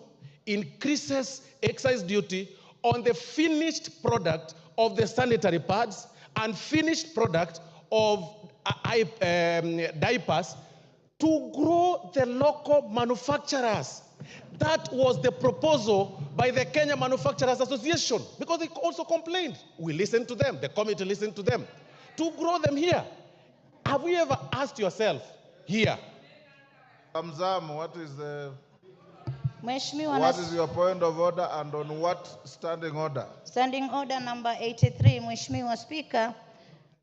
Mwenzangu amekuwa akizungumza akikadiria ule ugavi ambao umetolewa katika finance bill. Mheshimiwa Spika, ametaja ugavi ambao unakuja kwa viti vya kina mama na ule ambao umekwenda kwa wabunge. Mheshimiwa Spika, ukipiga hesabu ugavi huu milioni 500 unaenda kwa wananchi, sio kwa viti vya kina mama. Unaenda kwa wananchi, wanaenda kupewa mambo ya empowerment ili waweze kukuza uchumi. Mheshimiwa Spika, pale ni mambo inaenda katika ukuzaji, lakini zile pesa ambazo sisi tunauliza Mheshimiwa Spika ni zile ambazo zimeenda kwa makadirio ambayo hayaleti uchumi juu, ni mambo ya starehe. Kwa hiyo Mheshimiwa Osoro, usiweze kudanganya wananchi ukasema wameletewa milioni 500 wakati mkono wa pili umechukua mabilioni. Mheshimiwa Spika, asante sana. That is an argument. That is an argument. Go on. Thank you very much, Honorable Speaker. I was really struggling to understand what she was saying. But what ideally I meant when I said about the 500 million and 10 billion by NGCDF, I meant that... I have ruled her out of order. Proceed okay. with the argument. Thank you, Honorable Speaker. So what I am saying, Honorable Speaker, is that it is important for us not to just whip emotions and talk populist politics at the expense of manufacturers that are setting pace in industrial, Honorable Speaker. And Honorable Speaker, this is very important, Honorable Speaker. Looking at the argument by my colleagues, and even going by the report that has been proposed, Honorable Speaker, by the committee, even in this proposal that has been reduced and some other duties that have been dropped or proposals that have been dropped, there is a ripple effect on our budget. Then that means we lose about 53 billion in terms of estimates. The question this House should be asking itself, to which vote do we drop that 53 million? Do we drop by the 10 billion from the NGCDF? Do we drop 500 million from the NGAF amount? Or do we drop 15 billion that was allocated, extra 15 billion that was allocated to the counties? That should be the question that we should be talking about. But all these other stories and people complaining and raising issues unnecessarily, Honorable Speaker, it is actually wrong. Let's restrict ourselves to the report. This is not politics. You all know this is very important for this country, and it has an effect to our growth and the growth of our common mwananchi. Thank you very much, Honorable Speaker, and for that reason, I support the report. Rachel Nyamai. Thank you very much, Honorable Speaker, for giving me an opportunity to contribute. Honorable Speaker, I support this report, and I have listened, Honorable Speaker, to the chair as he moved the report, and to the vice chair, the Honorable Ambassador Benja, as he supported. And Honorable Speaker, I am convinced that I cannot be interested and very happy with the budget, and at the same time, I pretend to be unhappy with the finance bill that is supposed to fund that budget. Honorable Speaker, the proposals that have been given by this committee to amend are making this bill very good and highly acceptable, especially after dealing with the matter of bread and also dealing with the matter of taxation on motor vehicle, among others. Honorable Speaker, I also support this bill because it gives additional money to the counties, Honorable Speaker. Counties have been getting around 385 billion. That is the highest that we have ever seen. And this bill, Honorable Speaker, gives an additional money to the counties, approximately 15 billion, Honorable Speaker. I'm seated to a very sharp CPA, Honorable Bandi, and he has told me that if you are not sure of the figure, say approximately. Approximately, Honorable Speaker, 15 billion to our counties. And this money is going to our road projects, health, agriculture, markets, water. What else do I want, Honorable Speaker? I want money to go to Kitui, to Makueni, to Machakos, to Embu County, Honorable Speaker.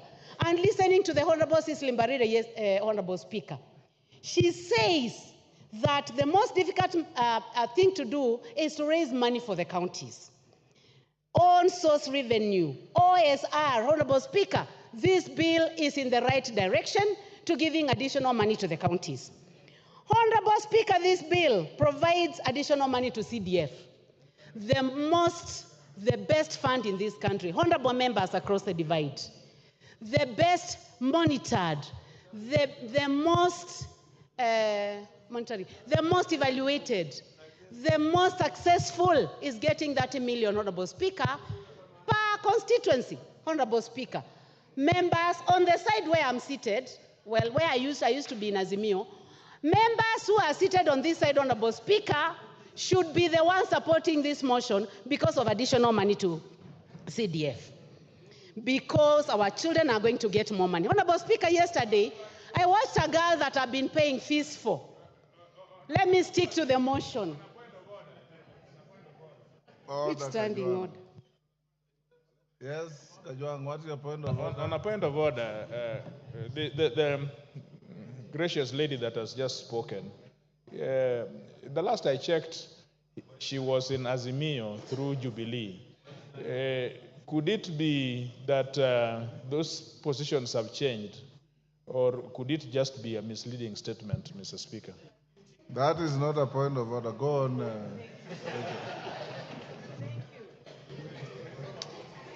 Thank you, Honorable Speaker, for your wisdom.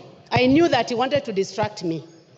Honorable Speaker, I was just saying that I watched one of the girls that I pay fees for, and she was in the street, and she had written a message to me the previous day. And I asked her, you told me that it was about taxation on motor vehicle and bread. Why are you in the street?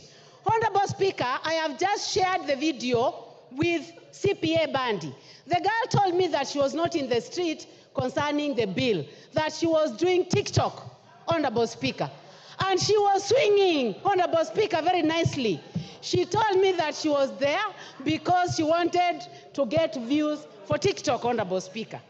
So, Honorable Speaker, and I'm going to show you, Honorable, she says that she cannot find the stones because the community that provides stones was missing in action. So she was wondering where the stones were. Honorable Speaker, going back to this bill, it is important to note that our finance bill for the previous year has made Kenya the 27th fastest growing country in the world, Honorable Speaker, in the world. You need to look at this Financial Times, members seated on my side, that Kenya is the 27th fastest growing country in the world because of the bill that we passed last year.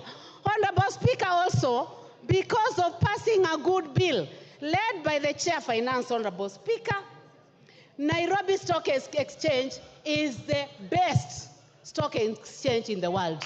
That is not according to Rachel Nyamai. That is not according to the Honorable Speaker of the National Assembly. It is not according to the President of this country, Honorable Dr. William Samoei Ruto. It is according to the Financial Times that the Nairobi Exchange is the best in the world. Honorable Speaker, education is an equalizer, Honorable Speaker.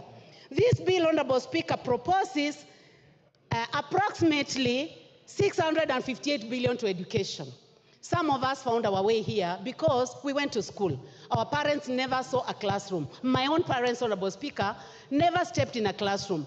My father he was not literate. He was an assistant chief who was not literate.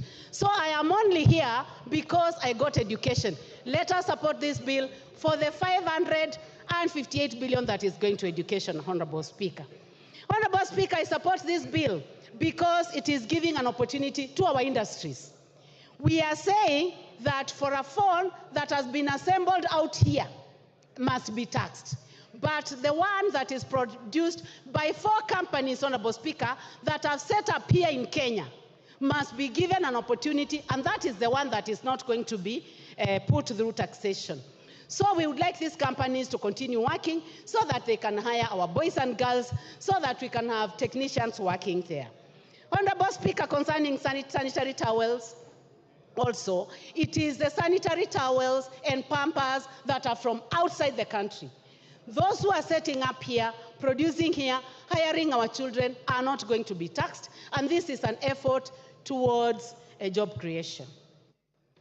Honorable Speaker, this bill also is proposing additional money to electricity, last mile connectivity, 50 million per constituency. Honorable members, what else do we want? We must tell Kenyans the truth, that this country has made a decision that we need to light up this country. We need to extend the working hours.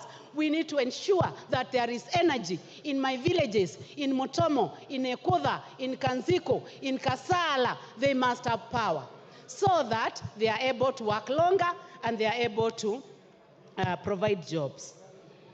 Honorable Speaker, every country aspires to have a net budget. And Honorable Speaker, I want to go to the figures, and I'll be careful, again, as advised by my friend here, who I have looked at his eyes, Honorable Speaker. I have never looked at Bandy's eyes nicely. But today I have looked direct into the eyes of the Honorable Bandy, and his eyes are very good, Mr. Speaker. And he has told me that let me finish, Honorable Speaker. 2021, 2022, the deficit was approximately 747 billion. 2020, 2022, 2023, Honorable Speaker, the deficit, budget deficit, according to CPA Bandy and the Chair for Finance, was 846 billion. 2023, 2024, it went higher, Honorable Speaker, 908 billion. And now, Honorable Speaker, courtesy of a good budget committee led by the Chair, Honorable Kimani Kuria, the deficit, proposed deficit, Honorable Speaker, will be 597 billion. Honorable Speaker, Honorable William Samoei Ruto is going to provide a balanced budget for this country. Watch this space. Watch this space, honorable members. He has promised to provide a balanced budget where we will not have to borrow, Honorable Speaker. Honorable Speaker, did the committee listen to Kenyans? Yes, it did. They went all over the country. That is why they have dropped matters to do with bread taxation. They have dropped matters to do with taxation on motor vehicle, among a myriad of other things. So I am calling upon everyone, Honorable Speaker, for the love of this country, for the fact that we are not only interested in... Your time is up. Cynthia Muge.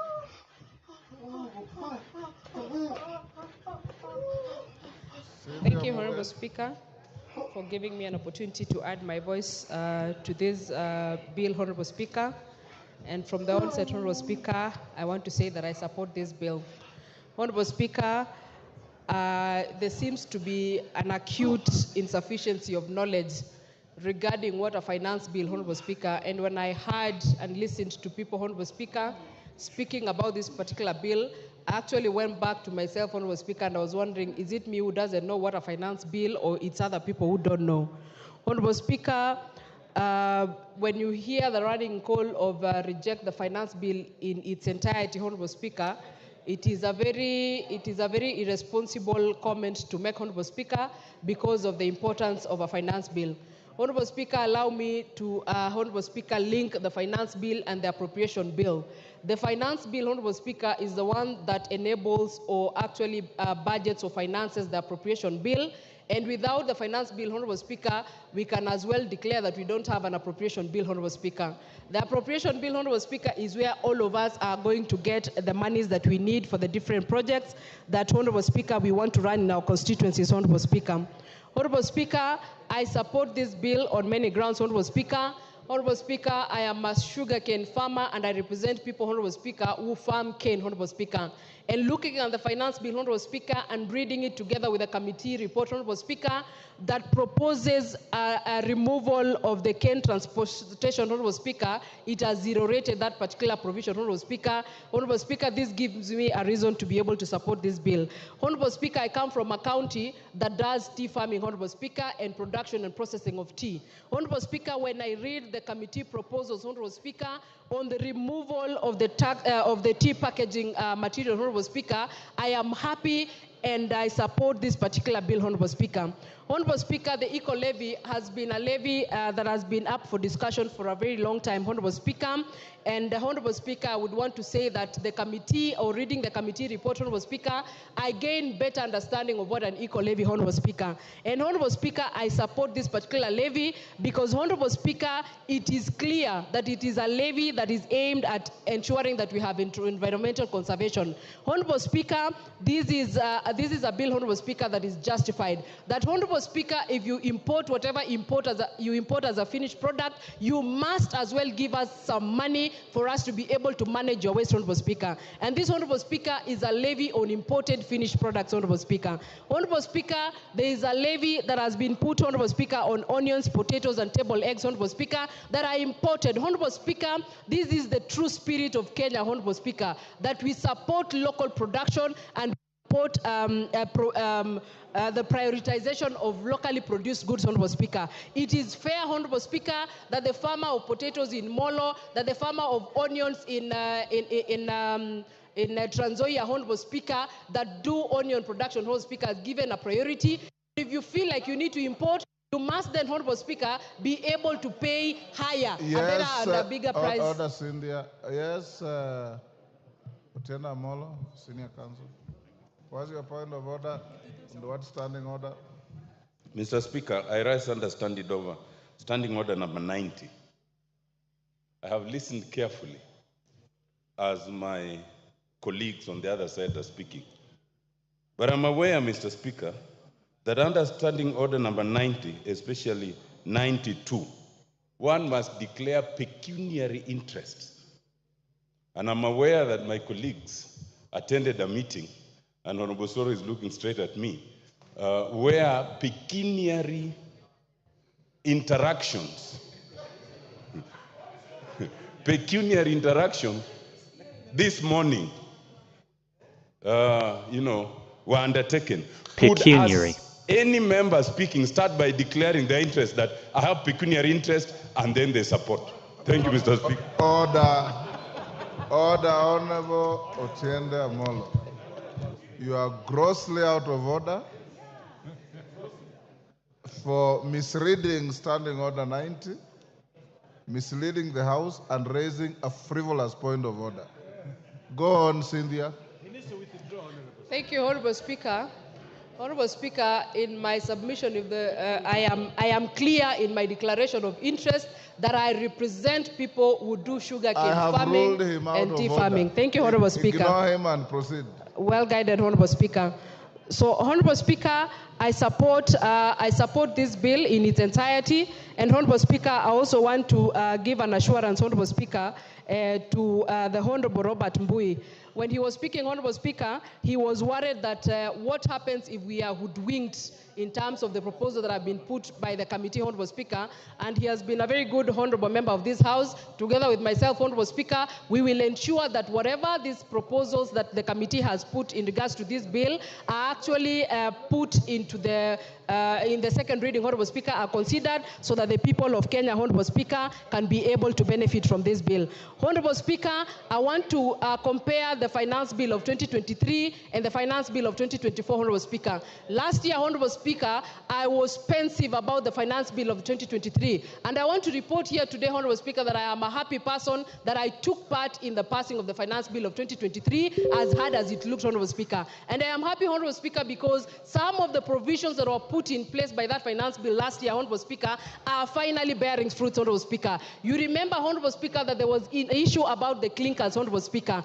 This year, Honorable Speaker, this country has a clinkers factory in Turkana, Honorable Speaker, that is able to produce clinkers and has reduced its importation, Honorable Speaker, by close to 90%. Honorable Speaker, if that is not a win in the last year's financial finance bill, I don't know what is, Honorable Speaker. Honorable Speaker, on the issue of importation and hiking or putting the taxes on importation, Honorable Speaker, we are simply saying, Honorable Speaker, that let us be able to consider the Maxis and the Yana of this country, Honorable Speaker, that are produced locally in terms of tires, as opposed to, Honorable Speaker, the Michelin and the Bridgestone, Honorable Speaker. And Honorable Speaker, this is not barring anyone from using them. It is actually saying, let us just promote local, because these ones are going to be more affordable. But if you're a person of means, Honorable Speaker, and you feel like your class is Bridgestone, you can still go ahead and do the same, Honorable Speaker. So, Honorable Speaker, I support this particular bill, and Honorable Speaker, listening to Opio and I, the Honorable Able Minority Leader, Honorable Speaker,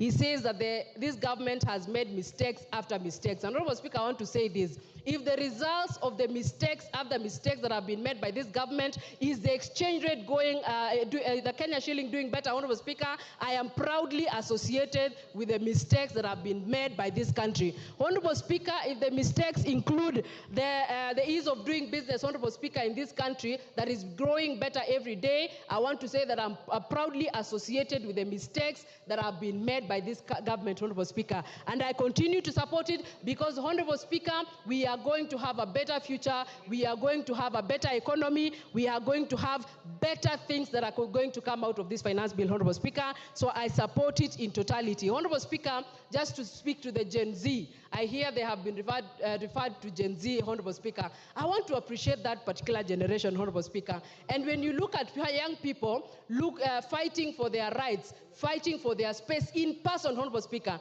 And if you noted, Honorable Speaker, they did not spoil or go and vandalize any shops in this town, Honorable Speaker. They were picketing in peace, and they were actually showing us place cards, Honorable Speaker, showing what they wanted. Honorable Speaker, I want to say that I am proudly associated with those people, and I appreciate this committee for listening to those young members of this country and implementing some of the suggestions that they were giving. Honorable Chair of the committee, we appreciate what your committee has done, and we will be here during the second reading to support it and see that it goes through, Honorable Speaker, so that we can honor those young people and even going into the future. I support this bill, Honorable Speaker. Junet Mohammed. Mr. Speaker. Order, Honorable Millie, you are the mother of this house. This is a young first-timer. You should guide her other than heckle her. Mr. Order, Honorable Millie. I honored you by calling you the mother of this house. It's your duty to mentor young first-timers, not to heckle them. Go on. Mr. Speaker, I think Millie has graduated to grandmother. Anyway, Mr. Speaker, I stand to oppose the Finance Bill 2024. Mr. Speaker, when this bill landed in the House, Mr. Speaker, and it was tabled for the first reading, Mr. Speaker, and I took a copy of it, Mr. Speaker, I said this bill, I'm sure, was not made on earth. It must have been made somewhere else, Mr. Speaker. Because no human being can sit somewhere and craft that kind of bill, Mr. Speaker, for people who live on this earth, Mr. Speaker. Why do I say, Mr. Speaker, so? Mr. Speaker, the bill was attacking a human being from all sides, from his stomach, from his head, from his legs. You cannot move, you cannot eat, you cannot sleep, you cannot travel. That's what the bill was doing, Mr. Speaker. Mr. Speaker, I was asking myself again a question. If this bill has decided to tax everything under the sun, from bread to tires of mkokoteni, of piki-piki, boda-bodas, wheelbarrows, even wheelchairs of disabled people. Mr. Speaker, I was asking myself, in the next financial year that is just 8 months to come, what will they tax now? Because you have taxed basically everything. What are you going to tax next? I thought the next taxation is going to be the oxygen now that we are taking. Yes, that is the only thing order, Janet. Yes, Lelmengit. What's your point of order and what standing order? I'm standing under the standing order number 91, Mr. Speaker. I want Honorable Junet to substantiate that we are only putting levies on imported assembled motorcycles, not locally assembled and not locally manufactured, so that the Kenyans out there can know, can know the truth, Mr. Speaker. Thank you. Mr. Speaker, I have not even spoken about that. Me, I spoke about rubber. I did not talk about assembled, disabled, and non-assembled. I have not talked about that. You must be in a different house than me. You must be in Wasingishu County Assembly or something, Mr. Speaker. Mr. Speaker, to proceed with my point of argument, Mr. Speaker, if this bill was done the way it was done, without the input of serious government technocrats, Mr. Speaker, then it has proved to me that this government lacks technocrats. What it has also come to prove is that when we were campaigning, this government said they have a plan. And they put everything that is flowery, that is good in that plan. But I can see now what is happening in this country is to govern this country without a plan. Because there is no plan that can recommend this kind of finance bill, Mr. Speaker, or not. It is a process now. The process now the government or the regime has entered is to govern without a plan. And I think the people who have been entrusted to develop these bills, to bring it here, those people really want to bring down this government. And it is coming down slowly. And so, I mean too fast. Mr. Speaker, you cannot, I want to tell my colleagues and members of parliament here, where the rubber meets the road is this house. The bill can be manufactured anywhere. It can be manufactured inside a bar, inside a hotel, inside your home, but in the end, it has to be passed here. And that is why they say there is no taxation without representation. Now, it is us, members of parliament, who will be held responsible for taxing Kenyans, not the authors of the bill. Those people, they will be found nowhere. The people whose the question will be put to them, as many of that opinion say aye, as many of that opinion say nay, it is us. Today we have an opportunity to stand with the people of Kenya, to defend the people who elected us. Today, against harsh taxation, against imposing taxation that is going to make them, Mr. Speaker, you are taxing bread, the stomach of someone. You are taxing rubber, the mobility of someone. You are taxing money transfer and money services. People cannot afford anything to buy because the money will be expensive. What else has remained other than death now? Somebody just has to die now. Nothing else has remained. But Mr. Speaker, I want to say this. Taxation must be, we know the general principles of taxation, Mr. Speaker. The general principles of taxations are known. Myself, I've interacted with the finance bill now for the 11th or 12th time, Mr. Speaker. The tax must be equitable, must be simple, must be efficient. Now we are, before last financial year and the other year, we were discussing, for example, I-tax. Now today we are coming with E-teams. Tomorrow we shall come with K-tax. Mr. Speaker, how many times are we going to change the process of taxation in this country? We are discussing here economic growth. You want to tell me this kind of bill will enhance economic growth in this country? Is that what you're telling Kenyans? Mr. Speaker, let me say this. Yes, Honorable Junet, let's appoint the order from Kamket. Under what standing order? Mr. Speaker, I rise under standing order number 176. And Mr. Speaker, just a moment. The Honorable Junet has spoken very vehemently against the bill. He has powers under Standing Order number 176. I have read the report of the committee, and there is no dissenting opinion. The members from the minority side have supported this bill. His own members that he, as the minority whip, has nominated to the Finance Committee. If he is true to his word, can I challenge him, Mr. Speaker, to exercise his powers under Standing Order number 176 to de-whip those members? Junet. Mr. Speaker, you see, we are now on the plenary of the House. We are not in a finance committee. And the decision of the bill will be made on the floor of this House, not in the committee. But I know where Honorable Kamket is coming from. I know when you collect cattle, you share with everyone. But now this is different, Mr. Speaker. We are in a different scenario. Now we are in the floor of the House, Mr. Speaker. We are not dealing with cattle.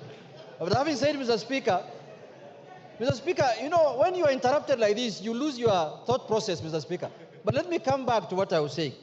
Mr. Speaker, this bill, I can see the committee in their own wisdom have proposed certain changes. That's a step in the right direction, but that's not enough. That is not enough. Because there are more other things that we need to deal with, and we need to bring amendment on them or shoot down the bill in its entirety, in totality.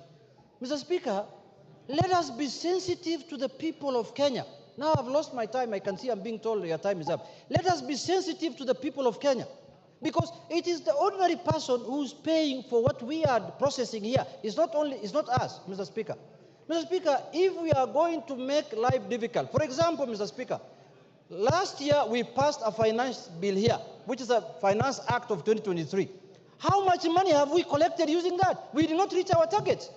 Now that is a proof that higher taxation does not yield to higher revenues, Mr. Speaker. Lower taxation yields to higher revenues.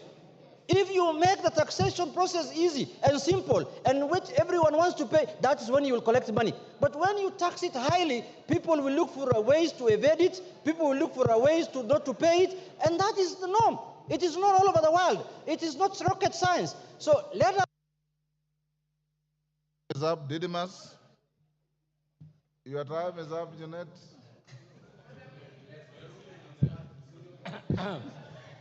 Didymus. Thank you, Mr. Speaker, for giving me this opportunity also to add my voice on this very important bill, the Finance Bill 2024. Honorable Speaker, in making a decision as to whether I support or oppose, I am guided by three things. First, that is very important, and the country must understand this, Honorable Speaker. There is no country across the world that has developed without the support of the local manufacturers. We have been lamenting for very many years, Honorable Speaker, that Kenya as a country is one-way traffic. We are only importing. Mr. Speaker, it is a fact that we have manufacturers who have set up their factories in our country. They have just employed less than 5 people, and what these manufacturers do, they just import finished products to distribute, yet they get all the support from the government of Kenya and from the taxpayers, Honorable Speaker. The second thing that is very important, Honorable Speaker, is that the problem that this country is facing, and it is a time bomb, Honorable Speaker, is lack of employment for the surging young population of this country. The government alone cannot absorb millions of Kenyans who are job seekers. The private sector plays a pivotal role in ensuring that we have employment opportunities so that Kenyans can have the bargaining and the purchasing power to put food on the table, Honorable Speaker. So the private sector should be supported. I heard the leader of minority speak about that this country is only favoring a few individuals who are trading in cement, who are trading in steel. Honorable Speaker, I want to ask and to urge the leader of minority, Honorable Pio and I, who is my very good friend, that he has an opportunity to set up a steel factory in this country. He has an opportunity to set up a cement manufacturing factory in this country. He has an opportunity, Honorable Speaker. I know that prior to the last general elections, they had so many meetings with the business community of Dubai, business community of Qatar, and Honorable Opio and I, you have got every reason to set up a factory, run it the way you want. You can even say that for you to buy from this factory, you must be wearing a black suit. Nobody will take you to court, Honorable Speaker. The third thing that is very important that made me to support this bill, Honorable Speaker, is because when those proposals were first being debated across the media houses in this country, there are a number of things that came out, and those things were punitive to the Kenyans, Honorable Speaker. These include the tax on motor vehicle, the tax on diapers, sanitary towels, taxes on motorcycles, Honorable Speaker. But we have since engaged, and I have had a robust discussion with the Chair of Finance and Economic Planning. He has assured me that the content of his report will finally make it to the areas that are going to be amended by this House, Honorable Speaker. I have also alive to the fact that as a Member of Parliament for Kimilili, I have the powers to amend this bill. I have the powers to suggest amendments, including the title of the bill, and everywhere that I feel we should change this bill, Honorable Speaker. Honorable Speaker, this bill, read together with the report, and of course also annexed on that level with my intelligence of proposing amendments to make it better, I am convinced that we are going to protect the local manufacturers. Kenya as a country, Honorable Speaker, we have been lagging behind. That even we import toothpicks, something that is made with a very low technology. That we have been importing diapers, something that even Junet Mohammed can set up a diaper manufacturing farm in Migori, Honorable Speaker. So what we are simply saying, we are saying that the rich people of this country, the very many associations that can access funding from banks in this country, that this bill is giving them an opportunity to become entrepreneurs so that they can set up factories that will be able to produce things that have been zero-rated, and they will have a competitive edge against those manufacturers who have been importing things in this country, Honorable Speaker. Honorable Speaker, we have had a discussion with the ladies of this country. I have had a discussion with the girls and the women from my constituency. They have raised concern about the hygiene of diapers that are imported from China. It is from this basis, Honorable Speaker, that we persuaded the Chair of Finance and Economic Planning to persuade this committee that they should consider putting an eco-levy on sanitary towels that are imported from this country while zero-rating the locally manufactured one, Honorable Speaker. Honorable Speaker, by passage of this bill, I am convinced, I am energized to look for money and set up a factory in Kimilili, a factory that will produce sanitary towels, a factory that will produce diapers, a factory that will produce toothpicks, Honorable Speaker, a factory that will produce tires, Honorable Speaker. Honorable Speaker, I have listened to the members of the other side vehemently oppose this bill, and they are saying that this bill proposes increase in taxes for tires of even the wheelchairs, for tires of wheelbarrows, for tires of motor vehicles that are used locally by very many people, Honorable Speaker. Honorable Speaker, I don't blame them. You know, reading is not very easy. This finance bill, the report that the chair, budget, and his team produced is voluminous, Honorable Speaker. And I'm not just blaming them, but because, you know, for you to read, you must be committed. So I challenge them to go down and read the report. And even if the chair of Finance and Economic Planning has proposed those changes that include zero-rating tires, that includes zero-rating eggs, that includes, Honorable Speaker, zero-rating locally assembled motorcycles, I want to tell this House that we have all the powers to even propose similar proposals, so that by the time when we will be coming here on third reading, then if those proposals will not be put forward by the committee, then each one of us will have the powers to move ahead and come up with those committees, Honorable Speaker. Honorable Speaker, this bill, we have been grappling with the problem of unemployment in this country. There are very many factories in this country, Honorable Speaker. This bill is going to put a stop on people whom I can refer to them as conmen. These are industrialists who set up industries in this country, but they don't manufacture anything. They don't employ anybody. They just employ an accountant who processes things from foreign countries to come here and distribute them. That is why the Finance and Economic Planning Committee was intelligent enough to say, locally assembled. So even if you will import parts, you will bring in various parts, but there is evidence that you are assembling, that you require to employ a Kenyan to assist you in assembling, that you require to employ another Kenyan to assist you in cost estimation of those parts.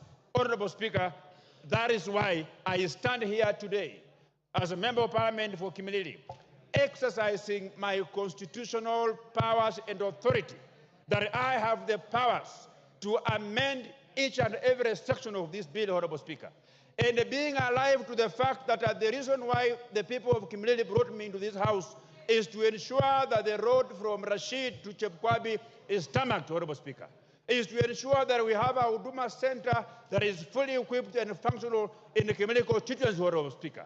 That I ensure I source for funds to tarmac the road from Maini to Kapsokon, Honorable Speaker. For those very reasons, Honorable Speaker, I stand here as a proud Kenyan, as a proud Member of Parliament, supporting this bill, and I want to assure the Kenyans who are listening to me that if there is any section of this bill that is further punitive to them, I will bring amendment. You don't throw the baby in the bathwater. For my members of the opposition, Junaid Mohammed, you presided over a regime in the last parliament that committed serious financial atrocities. You don't speak for Kenyans. The people who speak for Kenyans are the government, are myself. When you speak, the country bleeds. When I speak, the country listens. I thank you, Honorable Speaker, and I support. Commissioner Macau. Thank you, Mr. Speaker. From the onset, Mr. Speaker, let me say I thank you for giving me this chance to voice my sentiment on this. Where's Nzengu? What's your point of order and under what standing order? I rise under standing order number 1. It is not available to you. That is for the Speaker. I just seek a guidance from you, Mr. Speaker. Yes. Looking at the interest of members, I wanted to implore you to allow the cards not to be removed over lunch hour so that we can continue in the afternoon. Thank you, Mr. Speaker. Okay, Mark. So that you don't lose your slots. That is a fair request. And the House will be guarded by the sergeant, so if your cards are left in the slots, they'll be safe. Yes. Thank you, Mr. Speaker. I will restrain myself on the Finance Bill 2024. Mr. Speaker, I was very optimistic when I was going through this bill. Mr. Speaker, I had thought this government is going to redeem itself, given that the bill 2023, Kenyans underwent serious suffering, given that arose from the proceeds of the 2023 bill. Mr. Speaker, when I looked at this bill, I really wondered. Mr. Speaker, I'm listening to members saying that they come from sugar farming areas. Mr. Speaker, I come from an area where bread is the order of the day. Mr. Speaker, when you come to Mlolongo, when I looked at that bill, they did not define bread. They spoke of gluten and bread. Mr. Speaker, most of our hustlers, when you come to Mlolongo and Athi River, they the trade on bread in terms of mandazi, in terms of samosas, and that kind of stuff. So, Mr. Speaker, when I saw this proposal of 16%, Mr. Speaker, being proposed, the bread to be subjected to VAT, it broke my heart. Mr. Speaker, as I stand in this house, when I looked at all these clauses, Mr. Speaker, I looked at clause 9, clause 25, clause 23, clause 35, clause 63, and clause 63. Mr. Speaker, these proposals, sometimes I wondered, really, they are advisors of the executive on matters of this bill. Mr. Speaker, when this government, on its manifesto, they say they're going to take care of the hustlers, the mamambogas, the bodabodas, but when I look at this proposal, Mr. Speaker, none of them was addressing the well-being of those hustlers. Today, Mr. Speaker, I stand here, when I looked at the proposal on data protection, Mr. Speaker, that proposal wanted to amend the Data Protection Act. I think that is Cap 2114C. Mr. Speaker, I want to remind our colleagues on the other side that yesterday we had members whose accounts were frozen because the same act, the same data protection was misused, and members of the then Tanga accounts were frozen. Today, Mr. Speaker, when someone proposes that this data protection, our personal data should be given to KRI, Mr. Speaker, our government can come in place. And you never know. Your account, someone might say that you owe the government 100 million in taxes. Mr. Speaker, it's high time this House stood and said no to such proposals. Mr. Speaker, however, I have looked at the report. I know the Finance Committee have done something on it. And Mr. Speaker, we must be very careful. There is no way I'll sit here and understanding that a government must fund its budget, we must look at what is happening to the taxes that we are collecting and why are Kenyans not paying taxes. Mr. Speaker, I join speakers who say, let us loosen the tax bracket so that we tax Kenyans less, so that they will be encouraged to pay more taxes, and we are going to realize these monies that we want to finance the budget that we have. Mr. Speaker, as I stand here, I am also concerned about the proposal protecting some investors. Mr. Speaker, I come from a constituency where all the cement factories are. It is true, there is only one supplier of billets. And Mr. Speaker, the way this bill was proposed, it was proposing a 17.5% tax. That means they were going to protect the monopoly of that investor so that no any other manufacturer will find place in the market. And I agree with members that the country needs industrialization. We cannot industrialize when we give one investor monopoly power to be the only person determining who is going to be in the steel industry. So, Mr. Chairman, Mr. Speaker, I think this one was really going to kill the industry around here. So it also applies on the clinker. Mr. Speaker, clinker is an essential element in production of cement.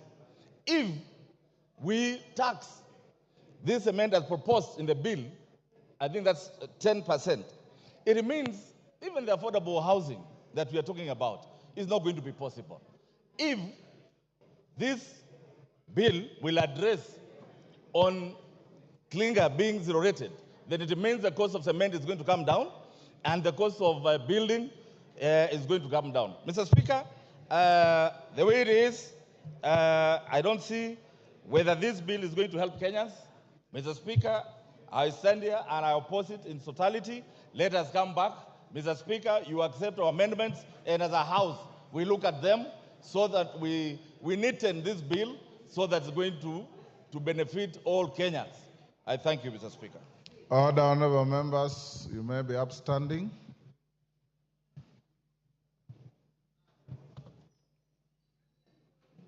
Honorable members, it's now 1 p.m.